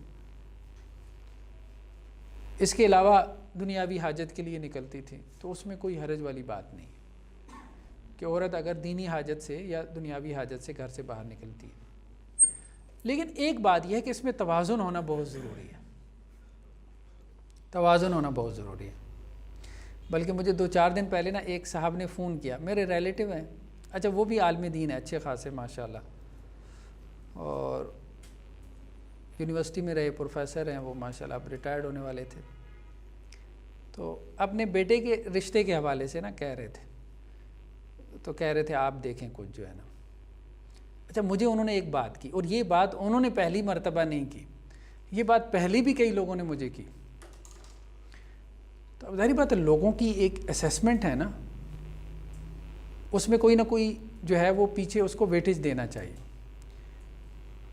کہتے ہیں حافظ صاحب ایسا رشتہ نہ دیکھیے گا کہ کوئی خاتون ایسی نہ ہو جو بس تبلیغ میں ہی لگی ہوئی ہو. تو مطلب گھر کے کام کاج بھی تو کرے نا. اچھا اب وہ خود وہ دینی سارا بیک گراؤنڈ ہے، عالمی دین ہے ماشاءاللہ سے، اور اسلامک اسٹڈیز کے پروفیسر رہے، چیئرمین رہے اسلامک اسٹڈیز کے ڈپارٹمنٹ کے ایک بہت بڑی یونیورسٹی کے. ان کی مشن بھی عالمہ ہوگی تو جگہ کی بات. تو یہ بات ہے کہ اب یہ چیز مطلب کیوں ذہن میں ہے، مطلب جب آپ توازن برقرار نہیں نہ رہتا. میں کراچی میں گیا تو وہاں جو ہے نا یہ اپنے ہمارے قرآن اکیڈمی کے وہاں پہ ہم نے کوئی دورہ ترجمہ قرآن وغیرہ کروانا تھا، وہ ٹیچرز کی ٹریننگ کے لیے بیسیکلی گیا تھا. تو وہاں نوجوان مجھے ملے تو وہ یہ شکایت کرتے کہ آپ ہمارے پیرنٹس کو سمجھائیں کہ ہم دیندار لڑکی گھر میں لانا چاہتے ہیں لیکن ہمارے پیرنٹس نہیں مانتے. تو پیرنٹس کیا کہتے ہیں؟ پیرنٹس یہ کہتے ہیں بھئی بات یہ ہے کہ دیندار لڑکی گھر میں لانے کا مطلب یہ ہے کہ اس نے یہ بات کرنی ہے کہ جی بھائی میرے اوپر تو کوئی چیز فرض نہیں ہے. اس نے تو مولانا طارق جمیل کے خطبے سنے کہ گھر کا تو کوئی کام میرے اوپر فرض نہیں ہے، خاوند کے کپڑے دھونا بھی میرے لیے فرض نہیں ہے، نہ اس کی ہانڈی پکانا، کچھ بھی نہیں. ٹھیک. اب وہاں پہ کراچی میں مفتی حضرات نے بڑے بڑے دارالعلوموں کے فتوے بھی دے دیے کہ خاوند کا کام کرنا یہ عورت کا فرض نہیں، کر دے تو اس کا احسان ہے. تو اب ان کے گھر والے کیا، اب دیکھیں نا اب اس سے فضا کیا بنی. فضا یہ بنی کہ ہر دوسرا جو مطلب دیندار لڑکا ہے، اب اس کے گھر والے، اس کے جو پیرنٹس ہیں وہ یہ کہتے ہیں بھائی دیندار لڑکی کو گھر لے کے آنے کا مطلب یہ ہے کہ آپ ایک بوجھ اپنے گھر میں لے کے آئیں. صحیح بات ہے، مطلب یہ الفاظ لوگ کہتے تھے. یہ جو پرسیپشن بن گئی ہے نا دین کے نام پہ، اس کو توڑنا چاہیے. یا دیندار لڑکی کا مطلب گھر میں لانے کا مطلب 24 گھنٹے وہ تو باہر نکل کے مطلب کبھی اس تبلیغی مشن پہ، کبھی اس چلے پہ، کبھی اس سہروزے پہ. ٹھیک ہے. یہ مسائل صرف فیمیلز کے نہیں ہیں، یہ میلز کے بھی ہیں. ٹھیک ہے. مطلب میری بیگم بھی ایکسیپٹ نہیں کرتی تھی 12-13 سال تک نا، اس نے بھی بہت ریزسٹ کیا. پھر اس نے کہا کہ اس نے سننا تو کچھ ہے کوئی نہیں. تو جو بھی بندہ ظاہری بات ہے دین کا باہر نکل کے کام کاج کرے گا، مطلب کچھ بھی اس کی دینی ایکٹیویٹی ہوگی، اس کے گھر کو کسر لگے گی. یہ بات تو ہے، وہ فیمیل ہو وہ میل ہو. یہ اللہ کے رسول صلی اللہ علیہ وسلم کی صرف شخصیت تھی جو بہت بیلنس تھی. تو جس آدمی نے بھی کوئی کام کیا ہے، کوئی بڑا کام کیا ہے، وہ گھر کو کسر لگائے بغیر کبھی بڑا کام نہیں کر سکتا. اس کی اولاد کے ساتھ آپ بیٹھ جائیں، اس کے بیوی بچوں کے ساتھ بیٹھ جائیں، انہیں شکایات ہوں. جانے والے لڑکے کو لوگ پسند نہیں کرتے، لیکن وہ جو لڑکا امریکہ میں پیٹرول پمپ پہ ملازم ہے اور اس نے 4 سال بعد واپس آنا ہے، اس کے ساتھ بڑے خوشی سے شادی کروا دیتے ہیں. ایسی بات بالکل صحیح ہے، بالکل صحیح ہے، بالکل صحیح بات کہہ رہے ہیں. لیکن اس میں کہنے کا مقصد یہ ہے کہ توازن ہونا چاہیے دونوں طرف، میل ہوں یا فیمیل ہوں، توازن ہونا چاہیے، توازن ہونا چاہیے. دین میں اور دنیا میں جو ہے وہ توازن ہونا چاہیے. علامات قیامت کے متعلق جو حدیث ہیں ان کا کیا کرائٹیریا ہے؟ کیا مطلب ان کا؟ تصحیح و تضعیف کا نہیں، صحیح جو صحیح روایت ہوگی وہی ایکسیپٹیڈ ہے، ضعیف روایت نہیں. اس کا تعلق غیب سے ہے نا، ایمانیات سے. جی بالکل کر سکتی ہے، ہاں بالکل کر سکتی ہے، ضرورت کے تحت نا. اگر ضرورت مطلب کوئی بیوہ خاتون ہے، یا اسی طرح سے اب آپ دیکھیں بہت سارے ہمارے یہاں گھر ایسے ہیں جہاں کوئی کمانے والی نہیں. ابھی میں دیکھ رہا تھا ایک ویڈیو، اس میں وہ ایک صاحب جو ہے وہ ایک عالم دین سے سوال کر رہے تھے کہ جی ہمارے مسجد کے جو امام صاحب ہیں ان کی بیوی جو ہے وہ دکان کرتی ہے، کوئی کریانہ سٹور کھولا ہوا ہے وہ، تو ان امام صاحب کے پیچھے ہماری نماز ہو جاتی ہے کہ نہیں؟ تو اس عالم دین نے پھر اچھا جواب دیا. اس نے کہا بھائی بات یہ ہے کہ پہلے یہ بتاؤ کہ وہ بیچاری کاروبار کر کیوں رہی ہے, تم اس امام کو اتنا پے کیوں نہیں کرتے کہ اس کو وہ یہ چاہتا ہے یا اس کی بیوی یہ چاہتی ہے کہ وہ باہر نکل کے کاروبار کرے, بزنس کرے. تو ہمارے یہاں دیکھیں مسائل تو ہیں, بہرحال ضروریات زندگی پوری نہیں ہوتی, لوگ مجبوری کی وجہ سے گھر سے باہر نکلتے ہیں نا. ہاں جو شوقیہ نکلتے ہیں, جو تبرج کے لیے نکلے ہیں, اس کو تو قرآن نے پھر منع کیا نا, ولا تبرجنا تبرج الجاہلیۃ الاولیٰ.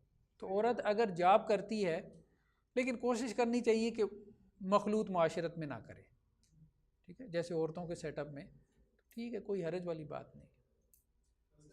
ضرورت نہیں ہوتی, مطلب ابتدا سے یہ روز ہوتی ہے کہ شروع کی جاب کرنی جیسے ہمارے یونیورسٹیز میں پڑھایا جا رہا ہے یہ کہ ٹیلنٹ ہے اس کو ضائع نہیں ہونا چاہیے.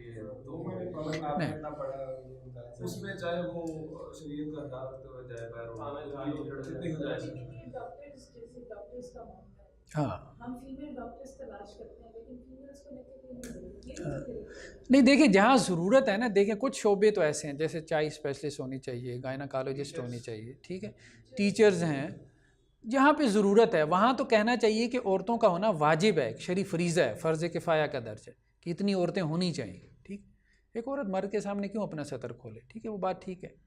لیکن بہت سارے اب دیکھیں نا, جیسے اب اسٹور پہ کھڑا کر دیا کسی لڑکی کو, ایک شو پیس بنا کے ہے سپر اسٹور پہ, ٹھیک ہے, اب وہ اگر اس کا کوئی ایسا مسئلہ ہے کہ اس کے گھر میں کوئی کمانے والا نہیں ہے, بوڑھا باپ اس کا چارپائی پہ پڑا ہے, اللہ تعالیٰ اس سے درگزر کریں گے, ٹھیک ہے. لیکن یہ ہے کہ عام طور پہ جیسے ایک وہ کہ جی ہر قسم کی جاب عورت کر سکتی ہے, مطلب مرد کو اسے کمپیٹ کرنا چاہیے, اور یہ تصور ٹھیک نہیں ہے نا, یہ غلط ہے.